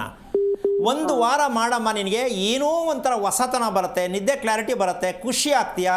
ಇದು ಬಂದರೆ ನನಗೆ ಮುಂದೆ ಜೀವನ ಚೆನ್ನಾಗಿ ಸಿಗುತ್ತೆ ಅಂತ ತೀರ್ಮಾನ ಮಾಡ್ಕೋ, ತಿಳ್ಕೊಳ್ಳೋಕೆ ಪ್ರಯತ್ನ ಮಾಡು, ಹೇಳ್ಕೊಡೋಣ. ಒಳ್ಳೆಯದಾಗಲಿ. ಓಕೆ, ಧನ್ಯವಾದಮ್ಮ ಕರೆ ಮಾಡಿದ್ದಕ್ಕಾಗಿ. ವೀಕ್ಷಕರೇ, ನೀವು ಕೂಡ ಗುರೂಜಿ ಜೊತೆ ಮಾತನಾಡಬೇಕು ಅಂತಂದರೆ ಸ್ಕ್ರೀನ್ ಮೇಲೆ ಕಾಣ್ತಾ ಇರುವಂತಹ ನಂಬರ್ಗೆ ಕರೆ ಮಾಡಿ ಗುರೂಜಿ ಜೊತೆ ನೇರವಾಗಿ ಮಾತನಾಡಬಹುದು. ಜೊತೆಗೆ ಆದಷ್ಟು ನೆಟ್ವರ್ಕ್ ಇರುವಂತಹ ಸ್ಥಳದಲ್ಲಿ ನಿಂತ್ಕೊಂಡು ಮಾತನಾಡೋದ್ರಿಂದ ಗುರೂಜಿ ಏನು ಹೇಳ್ತಾರೆ ಅನ್ನೋದು ನಿಮಗೂ ಕೂಡ ಸ್ಪಷ್ಟವಾಗಿ ಕೇಳಿಸುತ್ತೆ. ಈಗ ಹುಣಸೂರಿಂದ ಅಶೋಕ್ ಅಂತ ಒಬ್ರು ಕಾಲರ್ ರೆಡಿ ಇದ್ದಾರೆ, ಮಾತನಾಡ್ತಾ ಹೋಗೋಣ. ನಮಸ್ತೆ ಸರ್. ಓಕೆ, ಕರೆ ಕಟ್ಟಾಗಿದೆ ಅಂತ ಅನಿಸುತ್ತೆ. ಗುರೂಜಿ, 3 ದಿಕ್ಕಿನಲ್ಲಿ ಬಾಗಿಲಿದ್ರೆ ಏನು ಸಮಸ್ಯೆ ಆಗುತ್ತೆ? 3 ದಿಕ್ಕಿನ ಬಾಗ್ಲಲ್ಲ, 2 ದಿಕ್ಕು. 2 ದಿಕ್ಕು 3 ದಿಕ್ಕೆಲ್ಲೂ ಬರಲ್ಲ. ಅದು ಶಾಸ್ತ್ರಕ್ಕೆ ವಿರೋಧ. ಅದು 3 ದಿಕ್ಕಿದ್ರೆ 3 ದಿಕ್ಕು ಅಂದರೆ ಇಡಲೇಬಾರ್ದು ಅಂತಲ್ಲ. ಆ ಮನೆ ಹೇಗಿರುತ್ತೆ ಅದರ ಮೇಲೆ ಡಿಪೆಂಡ್ ಆಗತ್ತೆ. ಆಯ್ತಾಕಾರದ ಮನೆಗೆ ಬರಲ್ಲ. ಆಕಾರ, ಮನೆಯ ಆಕಾರ, ಇದನ್ನು ವಿನ್ಯಾಸ ಅಂತ ಹೇಳ್ತೀವಿ. ಮನೆ ವಿನ್ಯಾಸ. ಶೋಕೇಸಲ್ಲಿರೋ ಸೀರೆ ಆ ಗೊಂಬೆಗೆ ಅನುಸಾರವಾಗಿ ಕರೆಕ್ಟಾಗಿ ಉಡ್ಸಿರ್ತಾರೆ. ಹೌದಾ? ಹೌದು. ಅದು ಏನೇನು ಭಾಗಗಳು ಹೆಂಗೆ ಇರಬೇಕು ಅದಕ್ಕೆಲ್ಲ ಸೆಟಬಲ್ ಕರೆಕ್ಟಾಗಿರುತ್ತೆ ಗೊಂಬೆ. ಅದಕ್ಕೆ ತಕ್ಕಂತೆ ಸ್ಯಾರಿ ಚೆನ್ನಾಗಿ ಕಾಣಿಸುತ್ತೆ. ಹೌದು. ಅದನ್ನು ಹೋಗ್ಬಿಟ್ಟು ಗಂಡನ ಕರ್ಕೊಂಡೋಗಿ ಈ ಸೀರೆ ತೆಕ್ಕೊಡ್ರಿ ಅಂದರೆ ಉಟ್ಕೊಂಡ್ರೆ ಇದೇನು ಹಿಂಗೆ ಕಾಣಿಸ್ತೀಯ ಅಂತ ಗಂಡ ಬೈತಾನೆ. ಅರ್ಥ ಆಯ್ತಾ ನಿಂಗೆ? ಕಾರಣ ಇಷ್ಟೇ, ಸೀರೆ ಮಾತ್ರ ಚೆನ್ನಾಗಿದ್ರೆ ಸಾಲದು, ಸೀರೆ ಉಟ್ಕೊಳ್ಳೋರು ಚೆನ್ನಾಗಿರ್ಬೇಕು. ಹೌದು ಹೌದು. ಈ 2 ಸೇರಿದಾಗ ನೋಡೋಕೆ ಚಂದ. ಏನು ಹೇಳ್ತೀಮ್ಮ? ಹೌದು ಗುರುಜಿ. ಹಾಗೆ ನಮ್ಮ ಮನೆಯ ವಿನ್ಯಾಸ ಹೇಗಿರಬೇಕು, ಅದಕ್ಕೆ ಬಾಗಿಲು ಹೇಗಿರಬೇಕು ಅಂತಕ್ಕಂಥ ಲೆಕ್ಕಾಚಾರಕ್ಕೆ ಯಾಕೆ ಈ ಬಾಗಿಲಿಗೆ ಇಷ್ಟು ಪ್ರಾಧಾನ್ಯತೆಯನ್ನು ಕೊಡಬೇಕು ಅಂತಕ್ಕಂತಹ ಒಂದು ಲೆಕ್ಕಾಚಾರ ಏನಪ್ಪ ಅಂತಂದರೆ, ನಮ್ಮ ದೇಶದ ಇತಿಹಾಸ ಅಂತ ಹೇಳೋಕ್ಕಿಂತ ಹೆಚ್ಚಾಗಿ ಹಿಂದೆ ಇದೆಲ್ಲ ಇದ್ದಂಥದ್ದೇ. ಹಿಂದೆ ಇದ್ದಂಥ ಶಾಸ್ತ್ರ ಇದು. ಈಗ ಅದನ್ನು ಮುಚ್ಚಾಕ್ಬಿಟ್ಟಿದ್ದೀವಿ, ಬಂದ್ ಮಾಡಿಬಿಟ್ಟಿದ್ದೀವಿ. ಅದಕ್ಕೆ ಭಗವಂತ ನಮ್ಮನ್ನು ಬಂದ್ ಮಾಡಿಬಿಟ್ಟಿದ್ದಾನೆ. ಏಕೆಂದರೆ ಸೂರ್ಯ ಚಂದ್ರ ದೇವ್ರಂತ ಒಪ್ಕೊಂಡಿದ್ದೀವಲ್ವಾ? ನಿಮ್ಮ ಮನೆಗೆ, ವಾಸದ ಮನೆಗೆ ಸೂರ್ಯ ಚಂದ್ರ ಇರಬೇಕಾ ಇರಬಾರ್ದಾ? ಇರಬೇಕು. ಹಾಗಿದ ಮೇಲೆ ಎಲ್ಲಿ ಕೊಟ್ಟಿದ್ದೀರಾ? ಚಂದ್ರನಿಗೆ ಪಶ್ಚಿಮ ಇರಬೇಕು, ಸೂರ್ಯನಿಗೆ ಪೂರ್ವ ಇರಬೇಕು. ಇವರಿಬ್ಬರಿಗೆ ನೀವು ಬಾಗಲೇ ಕೊಟ್ಟಿಲ್ಲ ಅಂದಮೇಲೆ ನೀವು ಮನೆಯಲ್ಲಿ ಎಷ್ಟು ಚೆನ್ನಾಗಿರ್ತೀರಾ? ಹೆಂಗಸರು ನಿಮ್ಮ ಮಾತನ್ನ ಎಷ್ಟು ಚೆನ್ನಾಗಿ ಮತ್ತೆ ಈ ಕೇಳೋದು ಅನ್ನೋದಕ್ಕಿಂತ ಹೆಣ್ಣಿನ ಮೂಲಕ ಪ್ರೀತಿ ಬಯಸೋ ಅಂತ ಗಂಡಸರಿಗೆ ನನ್ನ ಕ್ವಶನ್, ನನ್ನ ಹೆಂಡತಿ ಯಾಕೆ ಹಿಂಗೆ, ನನ್ನ ಹೆಂಡತಿ ಅಡುಗೆ ಯಾಕೆ ಚೆನ್ನಾಗಿ ಮಾಡಲ್ಲ, ನನ್ನ ಹೆಂಡತಿ ನನ್ನ ಕಣ್ಣಿಗೆ ಯಾಕೆ ಚೆನ್ನಾಗಿ ಕಾಣಿಸಲ್ಲ, ಇದೆಲ್ಲ ವಿಚಾರ ಚೇಷ್ಟೆಗಳು ಗಂಡಸರಲ್ಲೂ ಇರುತ್ತೆ, ಹೆಂಗಸರಲ್ಲೂ ಇರುತ್ತೆ. ಆದರೆ ಆ ಹೆಣ್ಣು ಎಷ್ಟೇ ಪ್ರಯತ್ನ ಮಾಡಿ ಅಡುಗೆ ಮಾಡಿದ್ರು ಚೆನ್ನಾಗಿರಲ್ಲ ಅಲ್ವಾ? ಎಷ್ಟೇ ಚೆನ್ನಾಗಿ ಗಂಡನ ನೋಡ್ಕೊಂಡ್ರು ಗಂಡ ಕರೆಕ್ಟಾಗಿ ನಡ್ಕೊಳ್ಳಲ್ಲ. ಮಕ್ಕಳನ್ನ ಏನೇ ಮಾಡಿ ಚೆನ್ನಾಗಿ ಮಾಡಿ ಅವ್ರನ್ನೊಂದು ರಸ್ತೆ ಮಾಡಬೇಕು ಅಂತ ಓಡಾಡ್ತಾರೆ, ಅಲ್ಲೂ ದಿಕ್ಕು ತಪ್ಪುತ್ತೆ. ಇದಕ್ಕೆಲ್ಲ ಕಾರಣ ನಿಮ್ಮ ಮನೆಯ ಮುಖ್ಯ ದ್ವಾರನೇ ಕಾರಣ ಅಂತ ಪ್ರತಿಯೊಬ್ಬರು ಅರ್ಥ ಮಾಡಿಕೊಂಡ್ರೆ ಮಾತ್ರ ಇದಕ್ಕೆ ಸತ್ಯ ಸಿಕ್ಕತ್ತೆ. ಅದು ಬಿಟ್ಟು ಪ್ರಪಂಚದಲ್ಲಿ ನೀವೇನು ಮಾಡಿದ್ರು ನೀವು ಮುಂದಕ್ಕೆ ಹೋಗ್ಲಿಕ್ಕಾಗಲ್ಲ. ಮುಖ್ಯ ದ್ವಾರ ಕಾರಣ. ಮುಖ್ಯ ದ್ವಾರಗಳನ್ನು 2 ದ್ವಾರ ಇರಲೇಬೇಕು. ಆ ದ್ವಾರಗಳು ನಮ್ಮನೇಲಿ ಇದೆ ಅಂತ ಅಂದ್ಕೊಂಡಿದ್ರು ದಯವಿಟ್ಟು ಯಾರು ಇದ್ರೆ ಕರೆ ಮಾಡಿ 2 ದ್ವಾರ ಇದೆ ಪೂರ್ವ ಪಶ್ಚಿಮಕ್ಕೆ ಅಂತ ಇಲ್ಲೇ ಹೇಳ್ಬಿಡ್ತೀನಿ ಮನೆ ಕತೆ ಹೇಗಿರುತ್ತೆ ಅಂತ. ಯಾಕೆ ಅಂದರೆ ಬಾಗಿಲು ಪೂರ್ವ ಪಶ್ಚಿಮಕ್ಕೆ ಇರೋದು ಮುಖ್ಯ ಅಲ್ಲ, ಆ ಬಾಗಿಲು ಆ ಭಾಗಗಳನ್ನು ಎಷ್ಟು ಮಟ್ಟಿಗೆ ಗುರುತಿಸ್ಬೇಕು ಅನ್ನೋದು ಹೇಳ್ಕೊಡೋನು ಪುಣ್ಯಾತ್ಮ ಬೇಕಲ್ಲ. ಹೌದು, ಬಾಗಿಲು ಎಷ್ಟು ಮಟ್ಟಿಗೆ ಅಂತ ಭಗವಂತ ಮುಖದಲ್ಲಿ ಎಷ್ಟು ಅಂತ ಚಂದವಾಗಿ ಕಣ್ಣುಗಳನ್ನು ಕರೆಕ್ಟಾಗಿ ಮಧ್ಯದಲ್ಲೇ ಮೂಗಿಟ್ಟಿದ್ದಾನೆ. ಆ ಕಡೆ ಈ ಕಡೆ ಕಣ್ಣು ಏನಾದ್ರು ಸ್ವಲ್ಪ ವ್ಯತ್ಯಾಸ ಇದೆಯಮ್ಮ? ಇಲ್ಲ ಅಲ್ವಾ? ಅದನ್ನು ಎಷ್ಟು ಚೆನ್ನಾಗಿ ಮೇಂಟೈನ್ ಮಾಡಿದ್ದಾನೆ. ಅದೇ ಥರ ಮೂಗಿನ ಕೆಳಗಡೆ ಇರ್ತಕ್ಕಂಥ ಈ ತುಟಿ, ಆ ಭಾಗಕ್ಕೆ ಬಾಯಿಗೂ ಮೂಗು ಎಷ್ಟು ಅಂತರ ಇರಬೇಕು, ಎಷ್ಟು ಚೆನ್ನಾಗಿಟ್ಟವನೆ. ಹೌದು. ಇದೆಲ್ಲವನ್ನು ಕೂತ್ಕೊಂಡು ಕನ್ನಡಿಲಿ ನೋಡ್ಕೋಬೇಕು ಅಂತ ದಿನ ಹೇಳ್ತೀನಿ. ನೀವು ಮನೆ ಕಟ್ಟೋದಕ್ಕಿಂತ ಮುಂಚೆ ನೀವು ಕನ್ನಡಿ ಮುಂದೆ ಕೂತ್ಕೊಂಡು ದಿನ ನೋಟಿಸ್ ಮಾಡಬೇಕು, ನನ್ನ ಮುಖದಲ್ಲಿ ಎಷ್ಟು ಚೆನ್ನಾಗಿ ದೇವರು ಇಟ್ಟಿದ್ದಾನೆ, ಅದೇ ಥರ ಮನೆಯ ಭಾಗಗಳನ್ನು ಹಂಚ್ಕೋಬೇಕು ಅಂತ ನಿಮ್ಮ ಮೈಂಡಿಗೆ ಬರಲಿ. ಇದು ಯಾವನು ಹೇಳೋಕ್ಕಾಗಲ್ಲ, ಯಾವನು ಕಲ್ತಿಲ್ಲ, ಇದು ಕಲಿಯೋದು ಅಲ್ವೇ ಅಲ್ಲ, ಗೊತ್ತೇ ಇಲ್ಲ. ಅದಕ್ಕೆ ನೀವೇ ಸ್ಟಡಿ ಮಾಡಬೇಕು, ನೀವೇ ತಿಳ್ಕೋಬೇಕು. ನಮ್ಮ ದೇಹಕ್ಕೂ ಮನೆಗೂ ಹೊಂದಾಣಿಕೆ ಆಗ್ತಕ್ಕಂಥ ಮನೆಯನ್ನು ನಾವು ಕಟ್ಟುವುದು ಸೂಕ್ತ. ಈ ರೀತಿ ಕೇಳಿದಾಗ ಇಂಜಿನಿಯರು ನಿಮ್ಗೆ ಸಿಕ್ಕಲ್ಲ, ಪುರೋಹಿತರು ನಿಮ್ಗೆ ಸಿಕ್ಕಲ್ಲ. ಯಾಕೆಂದರೆ ಇವರಿಬ್ಬರು ಇದು ಗೊತ್ತೇ ಇಲ್ಲ, ಪುಸ್ತಕದಲ್ಲಿ ಈ ವಿಚಾರ ಇಲ್ಲ. ಇಂಜಿನಿಯರಿಂಗ್ ಓದ್ದವ್ರಿಗೆ ಈ ಪುಸ್ತಕದಲ್ಲಿ ಇಂಜಿನಿಯರಿಂಗ್ ಓದಿರ್ತಕ್ಕಂಥ ಯಾರೇ ಆಗಿರಲಿ ಈ ಶಾಸ್ತ್ರ ಇಲ್ಲ. ಇಲ್ಲಿ ಸಮಸ್ಯೆ ಏನಾಗಿದೆ ಅಂದರೆ ಇದು ಗೊತ್ತಿರ್ತಕ್ಕಂಥವರು, ಇದು ಕಲ್ತಿರ್ತಕ್ಕಂಥವ್ರು ಅಂತಾರೆ ಕಲಿಯುವುದು ಯಾವ ಕಾರಣಕ್ಕೂ ಇಲ್ಲದಂತಹ ವಿದ್ಯೆ ಯಾವುದು ಅಂದರೆ ಈ ಒಂದು ಭೂಮಿಯಲ್ಲಿ ಇರ್ತಕ್ಕಂಥ ಶಾಸ್ತ್ರ. ಇದನ್ನು ಭೂಶಾಸ್ತ್ರ ಅಂತಾರೆ. ಭೂಶಾಸ್ತ್ರ. ಈ ಭೂತತ್ವವನ್ನು ತಿಳಿಯೋದು ಅಷ್ಟು ಸುಲಭ ಅಲ್ಲ. ಇದು ಪುಸ್ತಕಕ್ಕೆ ಸಂಬಂಧಪಟ್ಟಂತಹ ಶಿಕ್ಷಣ ಅಲ್ಲ. ಭೂಮಿ ಪುಸ್ತಕದ ಮೂಲಕ ಗುರುತಿಸೋದಕ್ಕೆ ಇಲ್ಲಿವರೆಗೂ ಯಾವ ಕಾರಣಕ್ಕೂ ಆಗಿಲ್ಲ, ಆಗೋದೂ ಇಲ್ಲ. ಅಂತಹ ಅಮೂಲ್ಯವಾಗಿರ್ತಕ್ಕಂಥ ವಿದ್ಯೆ ಈ ಭೂಶಾಸ್ತ್ರ. ಆದರೆ ನಾವು ನಮ್ಮ ದೇಹದಲ್ಲೂ ಕೂಡ ಪೃಥ್ವಿ, ಭೂಮಿ ಅಂತಿದೆ. ನಮ್ಮ ದೇಹದಲ್ಲಿ ಇರ್ತಕ್ಕಂಥ ಭೂಮಿ ಯಾವುದು ಗೊತ್ತೇನಮ್ಮ ನಮಗೆ? ನಮ್ಮ ದೇಹದಲ್ಲಿ ಇರ್ತಕ್ಕಂಥ ಭೂಮಿ ಯಾವುದು ಅಂದರೆ ನಮ್ಮ ಹೊಟ್ಟೆ. ಹೊಟ್ಟೆ ಒಳಗಡೆ ಏನಿದೆ ಅಂತ ನಮ್ಗೆ ಗೊತ್ತಾ? ನಮ್ಮ ಹೊಟ್ಟೆ ಒಳಗಡೆ ಏನಿದೆ ಅಂತ ಗೊತ್ತಿದೆಯಾ? ನೋಡೋಕ್ಕಾಗತ್ತಾ? ಇಲ್ಲ. ಹಾಗೆ ಭೂಮಿನೂ ಕೂಡ ಹಾಗೇನೆ. ಭೂಮಿ ಒಳಗಡೆ ಏನಿದೆ ಅಂತ ನಮಗೆ ಗೊತ್ತಿಲ್ಲ, ಹೊಟ್ಟೆ ಒಳಗಡೆ ಏನಿದೆ ಅಂತ ಗೊತ್ತಿಲ್ಲ. ಇದೆರಡೂ ಗೊತ್ತಿಲ್ಲವಾದ ಮೇಲೆ ಇದಕ್ಕೆ ಶಿಕ್ಷಣದಲ್ಲಿ ಜಾಗ ಇದೆಯಾ? ಅದು ಗೊತ್ತು, ಕಿಡ್ನಿ ಐತೆ, ಲಿವರ್ ಐತೆ, ಅದು ಹೃದಯ ಐತೆ, ಇದೆಲ್ಲ ಇದೆ, ಸರಿ ಒಪ್ಕೋತೀನಿ. ಅದ್ರ ಪರಿಚಯ ಇದೆಯಾ? ಪರಿಚಯ ಬೇಕಲ್ಲ. ಹೌದು. ಹಾಂ, ಪರಿಚಯ ಇಲ್ಲದೆ ನೀವು ಆಪ್ರೇಷನ್ ಆದಾಗ ನೋಡ್ಬೋದಪ್ಪ, ಮಿಷನಲ್ಲಿ ತೋರಿಸ್ತಾರೆ, ನೋಡಪ್ಪ ನಿಮ್ಮ ಹೃದಯ ಆಪ್ರೇಷನ್ ಮಾಡ್ತಾ ಇದೀವಿ ನೋಡ್ಕೊ ಅಂತ. ಅಲ್ವೇನಮ್ಮ? ಹೌದು. ಏನು ಆಪ್ರೇಷನ್ ಮಾಡಿದಾಗ ನೋಡ್ಕೋಬೋದು. ನಿಮ್ಮ ಅಷ್ಟೊತ್ತಿಗೆ ನಿಮ್ಮ ಕತೆ ಅರ್ಧ ಮುಗ್ದಿರ್ತದೆ. ಯಾಕೆಂದರೆ ಡ್ಯಾಮೇಜು, ದೇಹ ಕಟ್ ಮಾಡಾಯ್ತಲ್ಲ, ಹಣ್ಣು ಕಟ್ ಮಾಡ್ದಂಗೆ. ಯಾವ ಕಾರಣಕ್ಕೂ ಭಗವಂತ ರಚನೆ ಮಾಡಿರ್ತಕ್ಕಂಥ ಈ ದೇಹ, ಭಗವಂತನ ಪ್ರಸಾದ ಯಾವುದು ಅಂದರೆ ನಮಗೆ ಕೊಟ್ಟಿರ್ತಕ್ಕಂಥ ದೇಹ. ಆ ದೇಹವನ್ನು ತುಂಡು ತುಂಡಾಗಿ ಕತ್ತರಿಸೋ ಮಟ್ಟಕ್ಕೆ ನಾವು ಹೋಗ್ಬಿಟ್ಟಿದ್ದೀವಿ ಅಂದರೆ ಭಗವಂತ ನಮ್ಮನ್ನು ಒಪ್ಪುವುದಿಲ್ಲ.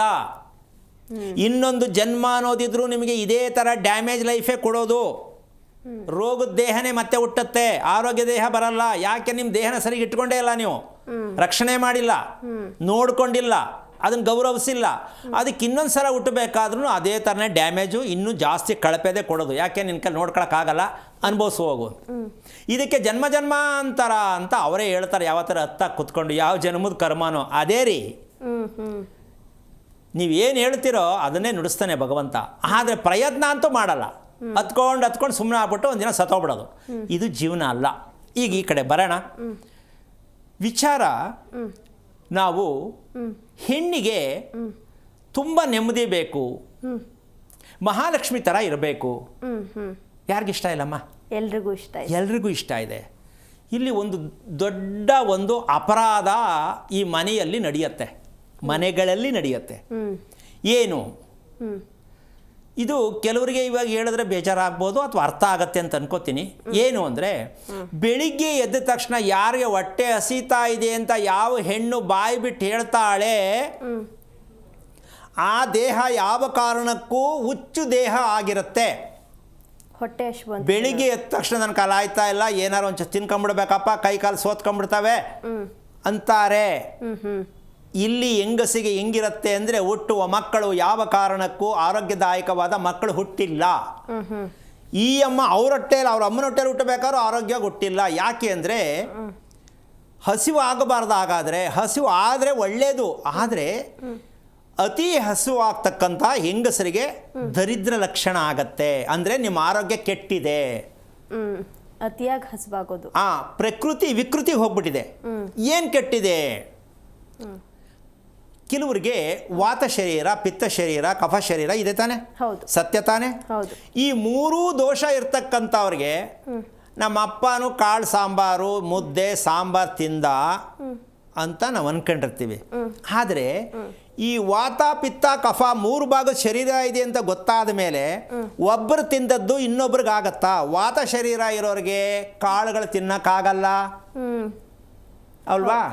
ಈಗ ವಾತ ಶರೀರ, ಪಿತ್ತ ಶರೀರ, ಕಫ ಶರೀರ 3 ಶರೀರಗಳು ಕುಟುಂಬದಲ್ಲಿ ಮನೆ ಒಳಗಡೆ ಇರ್ತಾರೆ. ಇವರಿಗೆ ಒಬ್ಬೊಬ್ಬರಿಗೆ ಒಂದೊಂದು ಅಡುಗೆ ಮಾಡಿ ಊಟಕ್ಕೆ ಹಾಕೋಕ್ಕಾಗತ್ತಾ? ನೀವೇ ಸ್ವಲ್ಪ ಯೋಚನೆ ಮಾಡಿ. ಆಗಲ್ಲ. ಯಾಕೆ ಅಂದರೆ ಶರೀರ ಪ್ರಕೃತಿ ಬೇರೆ ಬೇರೆ ಇದೆ. ಹೌದು. ಈ ಬೇರೆ ಬೇರೆ ಇರೋದಕ್ಕೆ ಏನು ಮಾಡಬೇಕು? ಒಬ್ಬೊಬ್ಬರಿಗೂ ಒಂದೊಂದು ಅಡುಗೆ ಮಾಡಬೇಕಾ? ಇದು ಆಗೋ ಕೆಲಸನ? ಆಗಲ್ಲ. ಹಾಗಿದ್ದ ಮೇಲೆ ಪದೇ ಪದೇ ಏನಾರು ತಿನ್ನಬೇಕು ಅಂತ ಅನಿಸೋ ಹೆಂಗಸರುಗಳು ಸುಮಾರು ಜನ ಇದ್ದಾರೆ. ಏನೋ ಬೇಜಾರಾಯ್ತದೆ, ಒಂಚೂರು ಹೋಗಲ್ಲಿ ಪಾನಿಪುರಿ ತಿನ್ಕೊಂಬಂದ್ಬಿಟ್ಟಿದ್ರೆ ಆಗ್ತಿತ್ತು ಅಂತಾನೋ, ಅಥವಾ ಏನೇ ಆಗಲಿ ಒಂದು ಪಿಜ್ಜಾ ತರಿಸ್ಬಿಟ್ರು ಒಂಚೂರು ತಿನ್ಕೊಂಬಿಟ್ರೆ ಅನುಕೂಲ ಆಗತ್ತೆ ಅಂತಾನೋ, ಏನೋ ಒಂದು ಬೈಕೆ. ಯಾವ ಹೆಣ್ಣಿಗೆ ಬೈಕೆ ಬರುತ್ತೋ ತಿಳ್ಕೋಬೇಕು ಅದು ಹುಚ್ಚುತನದ ದೇಹ ಆಗಿದೆ. ತಪ್ಪು ಅವ್ರದ್ದಲ್ಲ, ಬಯಸುತ್ತೆ ದೇಹ, ಏನನ್ನೋ ಬಯಸುತ್ತೆ, ಅದು ಸಿಕ್ಕಲ್ಲ, ಅದರಿಂದ ಆರೋಗ್ಯ ಕೆಡ್ತಾ ಹೋಗುತ್ತೆ. ಇದನ್ನು ಹುಚ್ಚು ಅಂತಾರೆ. ಓಕೆ ಗುರುಜಿ, ಒಬ್ರು ಕಾಲರ್ ರೆಡಿ ಇದ್ದಾರೆ, ಮಾತನಾಡ್ತಾ ಹೋಗೋಣ. ಹುಬ್ಬಳ್ಳಿಯಿಂದ ನಿರ್ಮಲಾ ಅಂತ. ನಮಸ್ತೆ ಮಾ. ನಮಸ್ತೆ ಮೇಡಮ್, ನನ್ನ ಹೆಸರು ನಿರ್ಮಲಾ ಅಂತ. ಓಕೆ, ಯಾರ ಬಗ್ಗೆ ಕೇಳಬೇಕಿತ್ತು? ಓಕೆ, ನಕ್ಷತ್ರ ಹೇಳ್ತೀರಾ? ನಿರ್ಮಲಾ, ಇದು ಚಿತ್ತಾನ. ಓಕೆ, ಗುರೂಜಿ ಇದ್ದಾರೆ, ಮಾತನಾಡಿ, ಸ್ವಲ್ಪ ಜೋರಾಗಿ ಮಾತಾಡಿ. ಹಲೋ. ಹಲೋ ಸರ್, ನಮಸ್ತೆ ಸರ್. ನಾರಾಯಣ, ಎಲ್ಲಿಂದ ಅಮ್ಮ? ಹುಬ್ಬಳ್ಳಿಯಿಂದ ಸರ್. ಓಕೆ, ಏನು ಕೇಳಬೇಕಪ್ಪ? ನನ್ನ ನಕ್ಷತ್ರ ಬಂದ್ಬಿಟ್ಟು ಚಿತ್ತಾ ನಕ್ಷತ್ರ. ಅದೇ ಗೊತ್ತಾಯ್ತು. ಮದುವೆ ಆಗಿದೆ. ಏನಾಗಬೇಕು? ಮದುವೆ ಆಗಿದೆ, ಎಲ್ಲ ಕುಡಿತಾರೆ, ನಮ್ಮ ಅತ್ತೆನೂ ಡ್ರಿಂಕ್ಸ್ ಮಾಡ್ತಾರೆ, ಇಬ್ರು ಸರಿ ಇಲ್ಲ, ಮನೆಯಿಂದ ಹೊರಗಡೆ ಹಾಕಿದಾರೆ ನಮ್ಮನ್ನ. ನೀನೇನು ಓದಿದ್ಯಾ ಸೆಕೆಂಡ್ ಅಮ್ಮ? Year PUC. ಎಷ್ಟು ವರ್ಷ ಆಯ್ತು ಮದುವೆ ಆಗಿ? 3 ವರ್ಷ ಆಯ್ತು. ಒಂದ್ ಮಗು ಆಗಿದೆ, ಹೆಣ್ಮಗು. ಮಗು ನಕ್ಷತ್ರ ಏನು? ಅದು ಸಿಂಹ ರಾಶಿ. ಅವ್ರ ತಂದೆದೇ ನಕ್ಷತ್ರ ಸೇಮ್, 2 ಬಂದಿರೋದು. ಓಕೆ, ಗಂಡು ಮಗುನ ಹೆಣ್ಮಗುನ? ಹೆಣ್ಮಗು. ಓಕೆ, ರಾತ್ರಿಯಲ್ಲಿ ಹುಟ್ಟುತ್ತಾ ಹಗಲಲ್ಲಿ ಹುಟ್ಟುತ್ತಾ ಮಗು ಹುಟ್ಟಿದ್ದು? ರಾತ್ರಿ 1:30-2 ಗಂಟೆ ಸುಮಾರು. ಅವತ್ತೇ ನಿಂದು ಡಿಸಪಾಯಿಂಟ್ ಅಪ್ಲಿಕೇಶನ್ ಸ್ಟಾರ್ಟ್ ಆಯಿತು. ಮಗು ಯಾವಾಗ ರಾತ್ರಿಲಿ ಹುಟ್ಟುತ್ತೋ ತಿಳ್ಕೊತೀಯಾ ಭಯ ಬೀಳ್ತೀಯಾ? ಗುರುಜಿ, ಏನ್ ಹೇಳಿ? ಭಯ ಬೀಳಬೇಡ, ತಿಳ್ಕೊ. ಭಯ ಬೀಳಲ್ಲ. ರಾತ್ರಿ ಹೊತ್ತು ಮಗು ಹುಟ್ಟೋದು, ಅದರಲ್ಲೂ ಸಿಂಹರಾಶಿ ಮಗು, ಕಂಪ್ಲೀಟ್ ವಂಶದ ಕತೆ ಮುಗಿದಿದೆ ಅಂತ. ಏನು ಅಂದರೆ ಇವರು ಫುಲ್ಲು ಎಲ್ಲ ಥರಕ್ಕೂ ತದ್ವಿರುದ್ಧವಾದ ಕುಟುಂಬ ಅಂದರೆ ಇದೇನೆ. ಈಗ ಈ ಹುಡುಗಿ ಹುಟ್ಟಿರೋದು ಚಿತ್ತಾ ನಕ್ಷತ್ರ. ಇದಕ್ಕೆ ಮದುವೆ ಜೀವನ ಅಂತಕ್ಕಂಥದ್ದು ಉಲ್ಟಾ ಆಗಿರುತ್ತೆ. ಏನು ಅಂದರೆ ಇವಳಿಗೆ ಹೆದರ್ಕೊಳ್ತಕ್ಕಂತಹ ಗಂಡ ಆಗಿರ್ತಕ್ಕಂಥವನಿದ್ರೆ ಮಾತ್ರ ಜೀವನ ಚೆನ್ನಾಗಿರುತ್ತೆ. ಇವಳಿಗೆ ಹೆದರ್ಕೋಬೇಕು ಅವನು.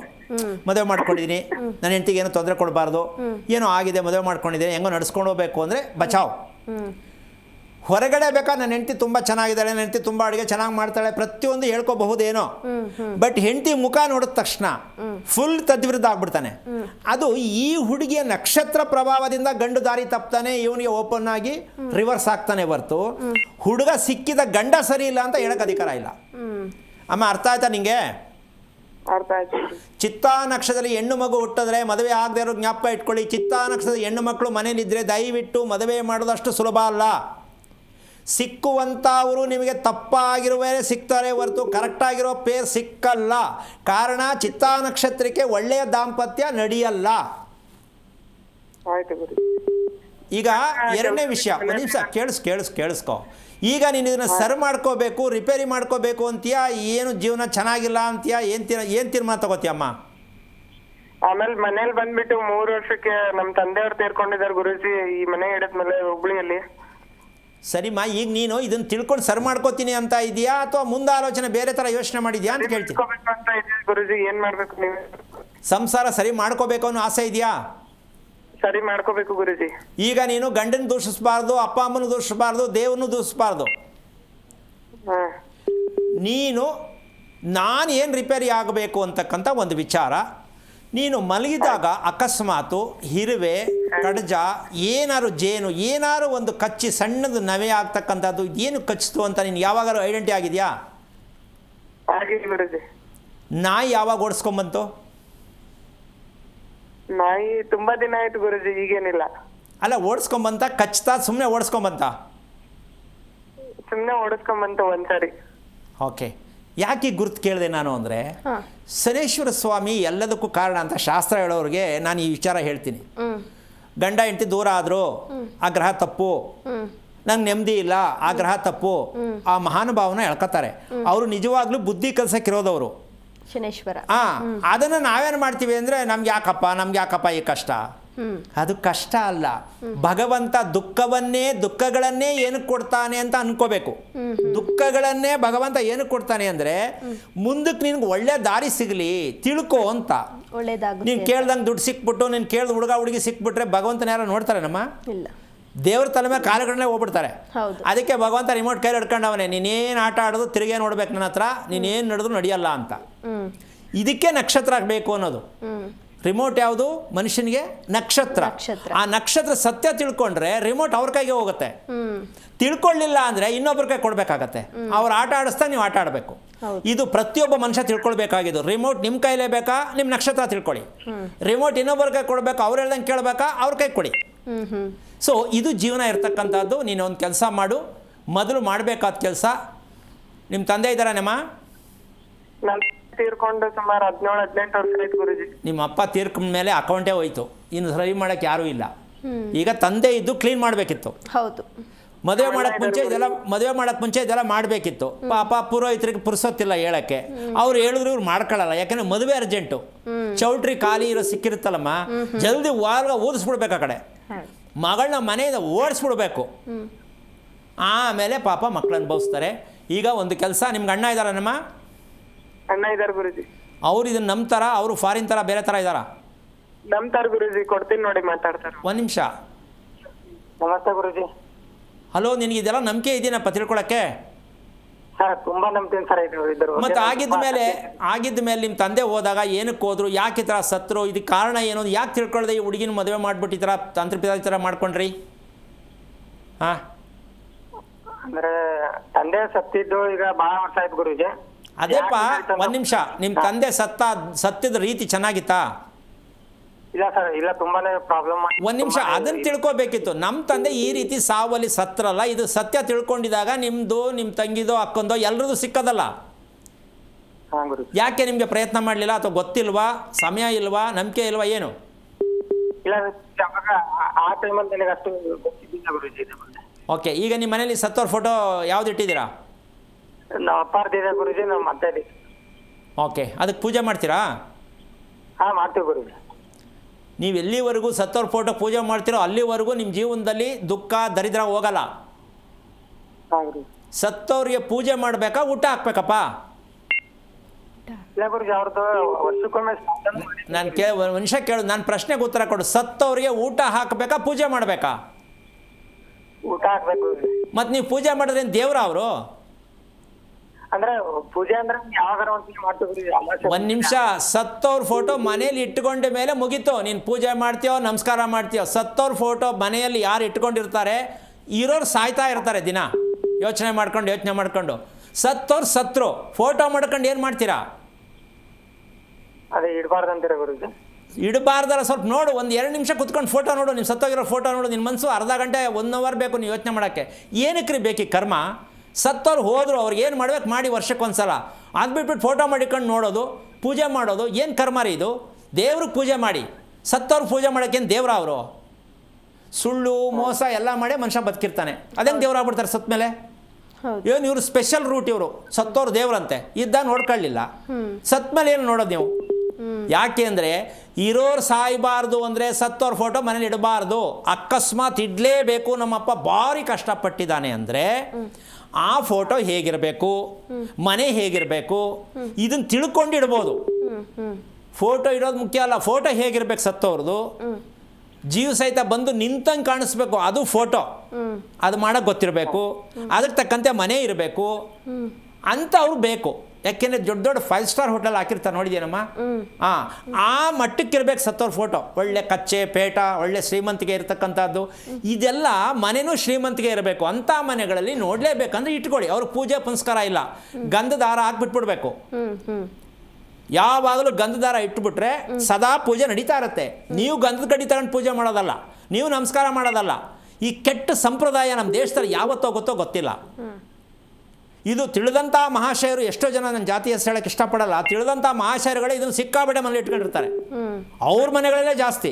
ಯಾಕೆಂದರೆ ಅದು ಸತ್ಯನೇ ಗೊತ್ತಿಲ್ಲ ಅವ್ರಗಳಿಗೆ. ಹೌದು. ಅದಕ್ಕೆ ನಾವೇನು ಮಾಡೋಕ್ಕಾಗಲ್ಲ. ಯಾಕೆಂದರೆ ಅದು ತಿಳಿದೇ ಇರತಕ್ಕಂಥವ್ರ ಹತ್ರ ನಾವು ವಾದ ಮಾಡೋಕ್ಕಾಗಲ್ಲ. ನೀವುಗಳು ಅಷ್ಟೇ, ಯಾರೇ ಆಗಿರಲಿ, ಇದಕ್ಕೆ ಖಂಡನೀಯವಾಗಿರ್ತಕ್ಕಂಥ ವಿಚಾರ ಯಾರೇ ಬಂದು ಇದಕ್ಕೆ ಕೇಳಿದ್ರೆ ಉತ್ತರ ಕೊಡೋಕ್ಕೆ ನಾನು ರೆಡಿ ಇರ್ತೇನೆ. ಸತ್ತವ್ರ ಫೋಟೋ ಮನೇಲಿಟ್ಟರೆ ಏನಾಗುತ್ತೆ ಪೂರ್ತಿ ಬರೆದು ಕೊಟ್ಬಿಡ್ಬೋದು. ಜಾತಕನ ಏನಾಗುತ್ತೆ ಅಂದರೆ ಏನೇನು ಆಗಿದೆ ಅಂತ ಹೇಳ್ಬೋದು. ಅದಕ್ಕೋಸ್ಕರವಾಗಿ ಸತ್ತವ್ರಿಗೆ ವರ್ಷಕ್ಕೊಮ್ಮೆ ಅವರ ಹೆಸರಲ್ಲಿ ಏನು ಮಾಡಬೇಕು ಅದನ್ನು ಮಾಡಿ ನಿಮಗೆ ಅವರಿಗೆ ಮೋಕ್ಷ ಸಿಕ್ಕತ್ತೆ, ನಿಮಗೆ ಅಭಿವೃದ್ಧಿ ಸಿಕ್ಕತ್ತೆ. ಫೋಟೋ ಮಾಡ್ಕೊಂಡು ಮಾಡಿದ್ರೆ ತಗಲಾಕತ್ತೀರಾ, ದುಃಖ ಬೀಳ್ತೀರಾ, ಕೋರ್ಟು ಕಚೇರಿಗೆ ಹೋಗ್ತೀರಾ, ಜಗಳ ಮಾಡ್ಕೋತೀರಾ, ರಕ್ತಕ್ಕೆ ಸಂಬಂಧಪಟ್ಟಂಥ ಕಾಯಿಲೆಗಳು ಬರುತ್ತೆ. ಇದೆಲ್ಲ ಬೇಕಾ ಯೋಚನೆ ಮಾಡಿ. ನೀವು ಫಸ್ಟು ಅಣ್ಣ ಕೇಳಿಸ್ಕೊತಿದ್ಯಾ?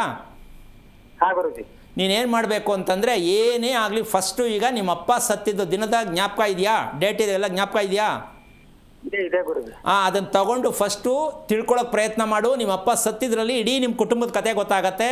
ನಿಮ್ಮ ಸಹೋದರಿ ಹುಟ್ಟಿರ್ತಕ್ಕಂಥ ಚಿತ್ತಾ ನಕ್ಷತ್ರಕ್ಕೆ ಏನು ಕೊಟ್ಟಿದ್ಲು, ಅದಕ್ಕೆ ತಪ್ಪೇನಾಗಿದೆ, ನಿಮ್ಮಪ್ಪ ಏನು ಮಾಡಿದ್ರು, ಅವರಪ್ಪ ಏನು ಮಾಡಿದ್ರು, ಅಮ್ಮನ ಅಪ್ಪ ಏನು ಮಾಡಿದ್ರು, ಆ ಕರ್ಮಗಳನ್ನ ತೊಳೆಯೋದಕ್ಕೆ ಪ್ರಯತ್ನ ಮಾಡಿದ್ರೆ ನೀನು ಚೆನ್ನಾಗಾಗ್ತೀಯ, ನಿಮ್ಮ ಸಿಸ್ಟರು ಚೆನ್ನಾಗಾಗ್ತಾರೆ. ಪಾಪ ಹುಟ್ಟಿರೋ ಮಗು ಮತ್ತು ಸಿಂಹರಾಶಿ ಮಗು ಹುಟ್ಟಿದೆ, ಆ ಮಗು ಮುಂದಿನ ಭವಿಷ್ಯ ಹಾಳು ಮಾಡಬೇಡಿ. ಇವೆಲ್ಲ ತಿಳ್ಕೊಳ್ಳೋಕೆ ಪ್ರಯತ್ನ ಮಾಡಿ, ಹೆದರ್ಕೋಬೇಡಿ, ಪ್ರಯತ್ನ ಮಾಡಿ ಹೇಳ್ಕೊಡೋಣ. ಒಳ್ಳೆಯದಾಗಲಿ. ಓಕೆ, ಧನ್ಯವಾದಮ್ಮ ಕರೆ ಮಾಡಿದ್ದಕ್ಕಾಗಿ. ಗುರೂಜಿ, ನೀವಾಗಲೇ ಮಹಿಳೆ ಆರೋಗ್ಯದ ಬಗ್ಗೆ ಹೇಳ್ತಾ ಇದ್ರಿ ಅಂತ. ಅಂದರೆ ಬೆಳಗ್ಗೆ ಎದ್ದ ತಕ್ಷಣ ಹಸಿವು ಅಂತ ಹೇಳಿದರೆ ಅದನ್ನು ಉಚಿತನ ಅಂತ ಹೇಳ್ತಾರೆ ಅಂತ, ಅದನ್ನು ಮುಂದುವರಿಸ್ಬೋದಾ? ಈಗ ಅವ್ರಿಗೆ ಬೇಕಂತ ಅವರು ನನಗೆ ಹಸಿವು ತಿನ್ನಬೇಕು ಅಂತ ಅನ್ಸಲ್ಲ, ಅವ್ರಿಗೆ ತಡ್ಕೊಳಕ್ಕಾಗಲ್ಲ. ಹೌದು, ತಿನ್ನಲೇಬೇಕು. ಆಮೇಲೆ ತಿನ್ನಲೇಬೇಕು ಅಂತಕ್ಕಂಥದ್ದು, ತಿನ್ನಲೇಬಾರ್ದು ಅಂತಕ್ಕಂಥದ್ದು ಎರಡೂ ತಪ್ಪೆ. ನನಗೆ ತಿನ್ನಕ್ಕೆ ಮನಸ್ಸಿಲ್ಲ, ತಪ್ಪು. ನಾನು ತಿಂತಾನೇ ಇರಬೇಕು, ಎರಡೂ ತಪ್ಪೆ. ಹೌದು. ಇದು ಯಾಕೆ ಬರುತ್ತೆ ಅಂದರೆ ಸಾಮಾನ್ಯವಾಗಿ ಇದಕ್ಕೊಂದು ಸಿಂಬಲ್ ಸಿಗತ್ತೆ. ಮನೆಯಲ್ಲಿ ತುಳಸಿ ಗಿಡ ಅಂತ ನಾನು ಏನು ಹೇಳಿದ್ನೋ ಆ ತುಳಸಿ ಗಿಡ ಒಣಕೊಂಡು ಬರುತ್ತೆ. ಆ ತುಳಸಿ ಗಿಡ ಒಣಕೊಂಡು ಬಂದಾಗ ಮನೆಯಲ್ಲಿ ದುಃಖ ಸಂಕಟಗಳು ಬರುವ ಸಾಧ್ಯತೆ, ಎಚ್ಚರಿಕೆ ಅಂತಾನೆ ತುಳಸಿ ಗಿಡ ಡೌನ್ ಆಗೋದು.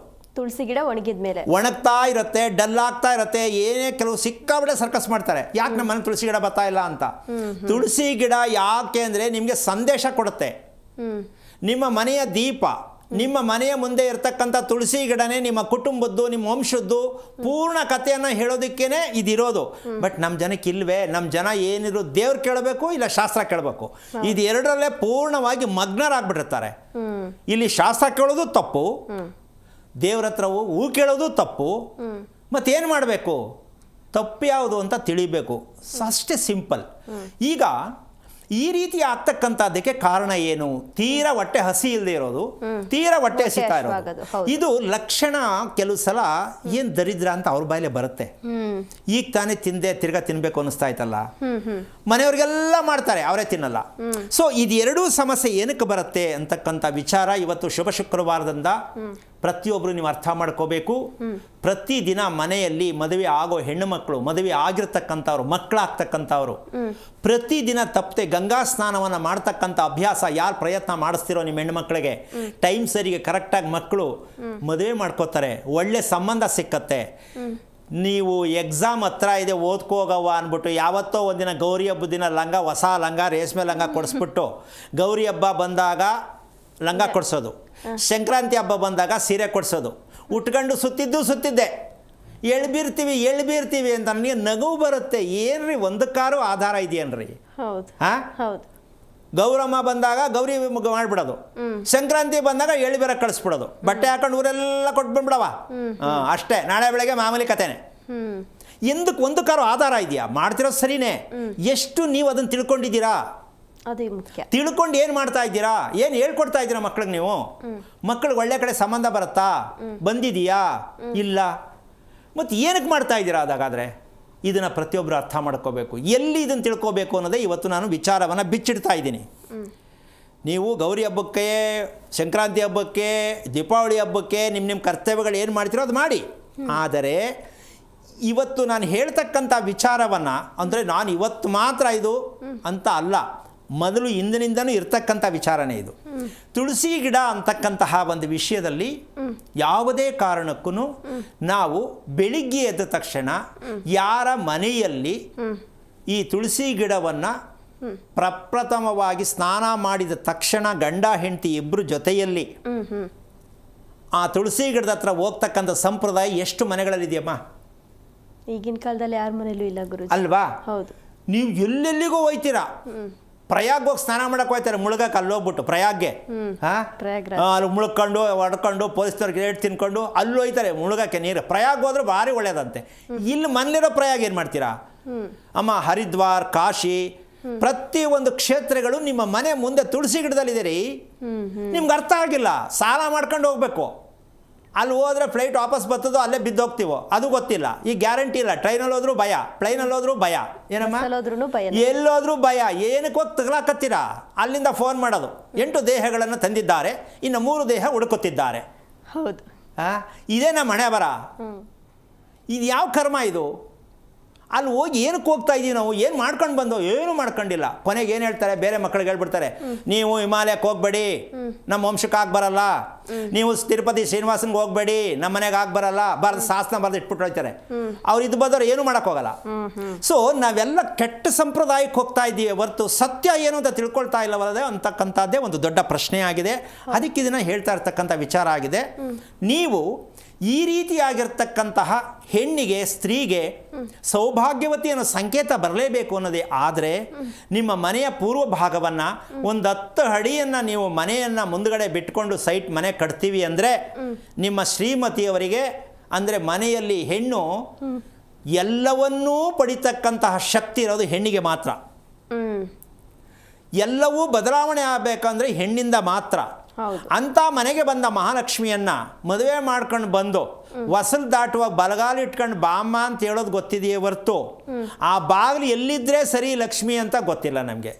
ತಳ್ಕೊಂಡು ಬಂದ್ಬಿಟ್ರೆ ಮುಗಿದೋಯ್ತು. ಈಗ ಬರೋರೆಲ್ಲ ರಜನಿಕಾಂತ್ ಸ್ಟೈಲಲ್ಲೇ ಬರೋದು, ಲಡಕ್ಕಂತ ಒದ್ಬಿಡ್ಸ್ಕೊಂಡು ಬತ್ತಿಳದೆ. ಯಾಕೆ ಅಂದರೆ ಆ ಬಾಗಿಲೇ ಹಂಗೆ ಹುಚ್ಚುಚ್ಚಂಗೆ ಇಟ್ಕೊಂಡಿರ್ತಾರೆ. ಈಗ ಮನೆ ಬಾಗಿಲು ಹೀಗೆ ಇರಬೇಕು ಅಂತ ಎಷ್ಟು ಜನಕ್ಕೆ ಗೊತ್ತೇ ಇಲ್ಲ. 90% ಭಾಗ ಮನೆಯ ಮುಖ್ಯ ದ್ವಾರ ಯಾವ ಭಾಗದಲ್ಲಿದ್ದರೆ ಲಕ್ಷ್ಮೀ ಬಾಗಿಲಾಗತ್ತೆ ಗೊತ್ತಿಲ್ಲ. ಪೂರ್ವಕೈತೆ ಸಮಯ, ಉತ್ತರಕೈತೆ ಸಮಯ, ದಿಕ್ಕು ಹೇಳ್ಬಿಡೋದು.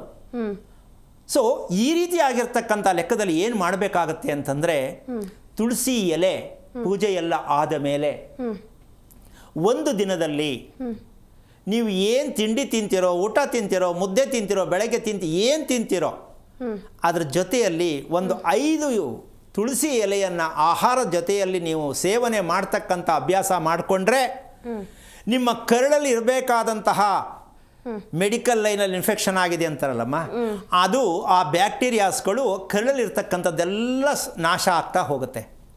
ದಿನಕ್ಕೆ 5 ಎಲೆ ತಿಂದರೆ 5 ತುಳಸಿ ಎಲೆಯನ್ನು ಯಾವ ರೀತಿಯಾಗಿ ಮಾಡ್ಕೋಬೇಕು ಅಂದರೆ, ಗಂಡ ಹೆಂಡತಿ ಇಬ್ಬರೂ ಜೊತೆಯಲ್ಲೇ ಅದಕ್ಕೆ ಪೂಜೆಯನ್ನು ಮಾಡಿ, ಹೊಸಲು ಪೂಜೆ ಮಾಡೋದಕ್ಕಿಂತ ಮುಂಚೆ ತುಳಸಿ ಗಿಡಕ್ಕೆ ಹೋಗಬೇಕು. ಗಂಡ ಹೆಂಡತಿ ಇಬ್ಬರು ಸ್ನಾನ ಮಾಡಿ, ಗಂಡ ಹೆಂಡತಿ ಇಬ್ಬರು ಹೋಗಬೇಕು. ಗಂಡ ಬರಲ್ಲ ಅಂದರೆ ಯಾವ ಕಾರಣಕ್ಕದು ಗಂಗಾ ಸ್ನಾನ ಆಗಲ್ಲ. ಇಬ್ಬರು ಹೋಗಬೇಕು. ಅಲ್ಲ, ಮದುವೆ ಮಾಡುವಾಗ ದಾರಿ ಇರುವಾಗ ಒಬ್ಬರ ಕೈ ಮೇಲೆ ಒಬ್ಬರು ತಾನೇ ಇಡ್ಸೋದು.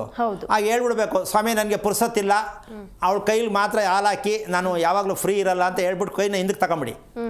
ಅಲ್ಲಿ ಮಾತ್ರ ಕೈ ಮೇಲೆ ಕೈ ಹಾಕೊಂಡು ಮುಖ ನೋಡಿದ್ದು ಅಷ್ಟೇ. ಮಾರನೇ ಬೆಳಗ್ಗೆ ಅವಳು ಯಾರೋ ಇವ್ರು ಯಾರೋ ಅಲ್ವೇನಮ್ಮ? ಒಂದು ಭಕ್ತಿ ಬೇಕು. ಏನಕ್ಕೆ ಅಲ್ಲಿ ದಾರಿ ಏರಿಸ್ತಾರೆ? ಹೆಣ್ಣು ಕೈ ಮೇಲೆ ಕೈ ಮಾಡಿ ಏನಕ್ಕೆ ದಾರಿ ಏರಿಸ್ತಾರೆ? ಯಾವಾಗಲೂ ಕೈ ಜೊತೆಯಲ್ಲೇ ಪ್ರತಿಯೊಂದೂ ಮಾಡಿ ಅಂತ ಮಾಡಲ್ಲ. ಬೇಕಿಲ್ಲ, ಸಮಯ ಇಲ್ಲ, ದುಡ್ಡು ಬೇಕು. ದುಡ್ಡು ಅಲ್ಲ, ದುಡ್ಡಿದ್ರೆ ಹೆಂಗೆ ಬದುಕೋ ಸ್ವಾಮಿ ಅಂತ ಎಷ್ಟೋ ಜನ ಅನ್ಕೋತಾ ಇರ್ತಾರೆ. ದುಡ್ಡು ಬೇಕು. ನೀವು ನಡ್ಕೊಳ್ಳೋ ಶಿಸ್ತು ಚೆನ್ನಾಗಿದ್ರೆ ದುಡ್ಡು ನಿಮ್ಮನ್ನು ಹುಡ್ಕೊಂಬರುತ್ತೆ. ದುಡ್ಡನ್ನ ನಾವು ಹುಡುಕ್ಬೇಕಾ, ದುಡ್ಡು ನಮ್ಮನ್ನು ಹುಡುಕ್ಬೇಕಾ? ದುಡ್ಡೇ ನಮ್ಮನ್ನು ಹುಡುಕ್ಬೇಕು. ಅದು ರೀ ಜೀವನ.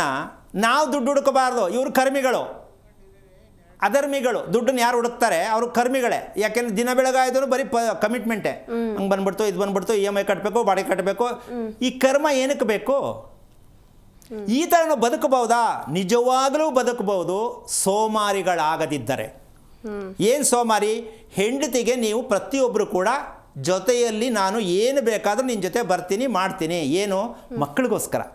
ಕುಟುಂಬಕ್ಕೋಸ್ಕರ, ನಿಮ್ಮ ಅಭಿವೃದ್ಧಿಗೋಸ್ಕರ, ನಿಮ್ಮ ಬ್ಯಾಂಕ್ ಅಕೌಂಟ್ ಓಪನ್ ಮಾಡೋಕ್ಕೋಸ್ಕರ, ಲೈಫ್ ಅಕೌಂಟ್ ಓಪನ್ ಮಾಡೋಕ್ಕೋಸ್ಕರವಾಗಿ ಗಂಡ ಹೆಂಡತಿ ತಪ್ಪದೆ ಮನೆಯಲ್ಲಿ ನಿಜವಾಗ್ಲೂ ಪ್ರಯತ್ನ ಮಾಡೋದೇ ಆದರೆ ಜೀವನದಲ್ಲಿ ಏನಕ್ರೀ ಕಷ್ಟ ಬರುತ್ತೆ?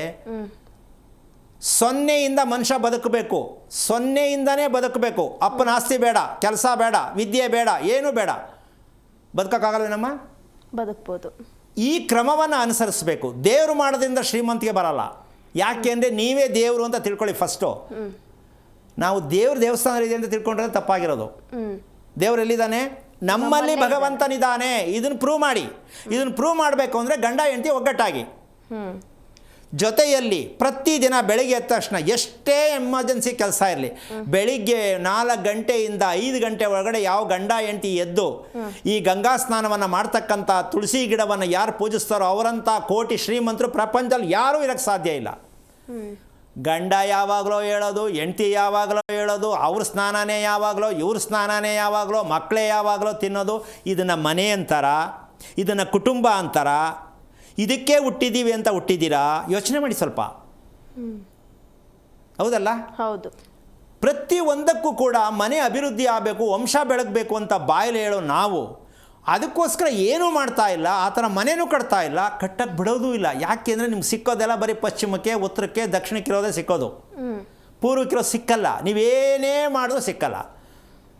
ಕಾರಣ ಏನಂದರೆ ನಿಮ್ಮ ನಿಯಮಗಳು, ಪ್ರತಿದಿನದ ಅನುಷ್ಠಾನಗಳು ಚೆನ್ನಾಗಿಲ್ಲ, ಪ್ರತಿದಿನದ ಅಭ್ಯಾಸಗಳು ಚೆನ್ನಾಗಿಲ್ಲ. ಇದನ್ನು ನೀವು ಯಾವತ್ತೋ ವರ್ಷಕ್ಕೊಂದ್ಸಲ ಸಂಕ್ರಾಂತಿ ಹಬ್ಬ ಗಂಡ ಹೆಂಡತಿ ಸ್ಕೂಟರ್ ಕೂರಿಸ್ಕೊಂಡು ಹೋದ್ರೂ ಆಗಲ್ಲ. ಪ್ರತಿದಿನ ಜೊತೆಯಲ್ಲೇ ಒಂದು 5 ನಿಮಿಷ ಸ್ಪೆಂಡ್ ಮಾಡಿದ್ರೆ ಸಾಕು. 5 ನಿಮಿಷ ಅಲ್ವೇನಮ್ಮ? ಏನು ಕುಂತ್ಕೊಂಡು ನೀವು 16 ಥರ ಪೂಜೆ ಮಾಡುವಂತ ನಾವು ಹೇಳ್ತಾ ಇಲ್ಲ. 5 ನಿಮಿಷ ಸ್ಪೆಂಡ್ ಮಾಡ್ತೀವಿ ಸ್ವಾಮಿ ಅನ್ನೋದು ಆದರೆ ನಿಮ್ಮ ಮನೆ ಅಕೌಂಟು, ನಿಮ್ಮ ವಂಶದ ಅಕೌಂಟ್ ಓಪನ್ ಆಗುತ್ತೆ. ಮತ್ತು ಹೆಂಗಸರುಗಳಿಗೆ ತಿನ್ನುವಂತಹ ಅಭ್ಯಾಸಗಳು ಮನಸ್ಸಿಗೆ ಬಂದರೆ, ಅತಿಯಾದ ಆಸೆ ಉತ್ಪತ್ತಿ ಆಗ್ತಾ ಇದ್ದರೆ ಈ ತುಳಸಿ ಗಿಡದ ಪೂಜೆಯನ್ನು ಮುಂದುವರೆದ ಭಾಗ ವಿಶೇಷವಾಗಿ ಹೇಳ್ಕೊಡ್ತಾ ಹೋಗ್ತೀನಿ. ಇದನ್ನು ಪೂರ್ಣವಾಗಿ ಒಂದೇ ದಿನ ಹೇಳಲಿಕ್ಕಾಗಲ್ಲ. ಪ್ರತಿಯೊಬ್ಬರು ಕೂಡ ನಮ್ಮ ಜೀವನ ಸಾರ್ಥಕವಾಗಬೇಕಂದ್ರೆ ನಿಮ್ಮ ಯಜಮಾನರಿಗೆ ಕೂರಿಸ್ಕೊಂಡು ಏನಾರು ಮಾಡಿ ಕನ್ವಿನಿಯನ್ಸ್ ಮಾಡಿ ನಮ್ಮ ಮನೆ ಚೆನ್ನಾಗಾಗಬೇಕು, ನಾನು ಚೆನ್ನಾಗು, ನೀವು ಚೆನ್ನಾಗಾಗಬೇಕು ಅಂತಕ್ಕಂಥ ಆಸಕ್ತಿ ನಿಮ್ಮಲ್ಲಿದ್ದರೆ ಪ್ರಯತ್ನ ಮಾಡೋದಕ್ಕೆ ಸಂಕಲ್ಪವನ್ನು ಮಾಡ್ತಕ್ಕಂಥ ಪ್ರಯತ್ನ ಮಾಡಿ. ಎಲ್ಲರಿಗೂ ಒಂದು ಸದ್ಬಳಕೆ ಆಗ್ತಕ್ಕಂಥ ಜೀವನ ಆಗಲಿ. ಹುಚ್ಚುತನದ ರೋಗ ಯಾವ ಕಾರಣಕ್ಕೂ ಬೇಡ. ಹುಚ್ಚು ಅನ್ನುವುದೇ ಒಂದು ರೋಗ. ಹುಚ್ಚು ಯಾವುದು ಅಂದರೆ ಆಸೆ. ಆಸೆ ಹುಚ್ಚು ತಾನೆ? ಹೌದು. ಕ್ಷಣ ಕ್ಷಣಕ್ಕೂ ಆಸೆ.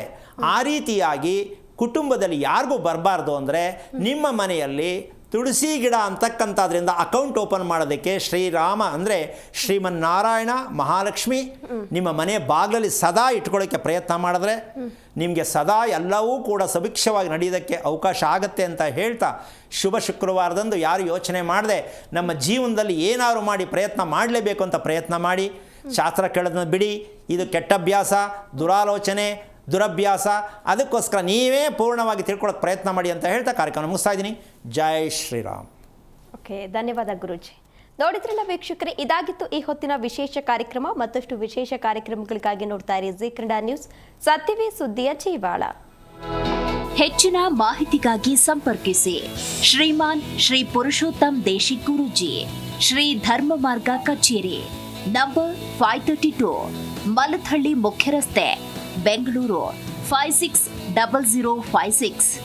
ಸಂಪರ್ಕಿಸಿ 9148639933, 8618915231, 9513393251, 9108258834.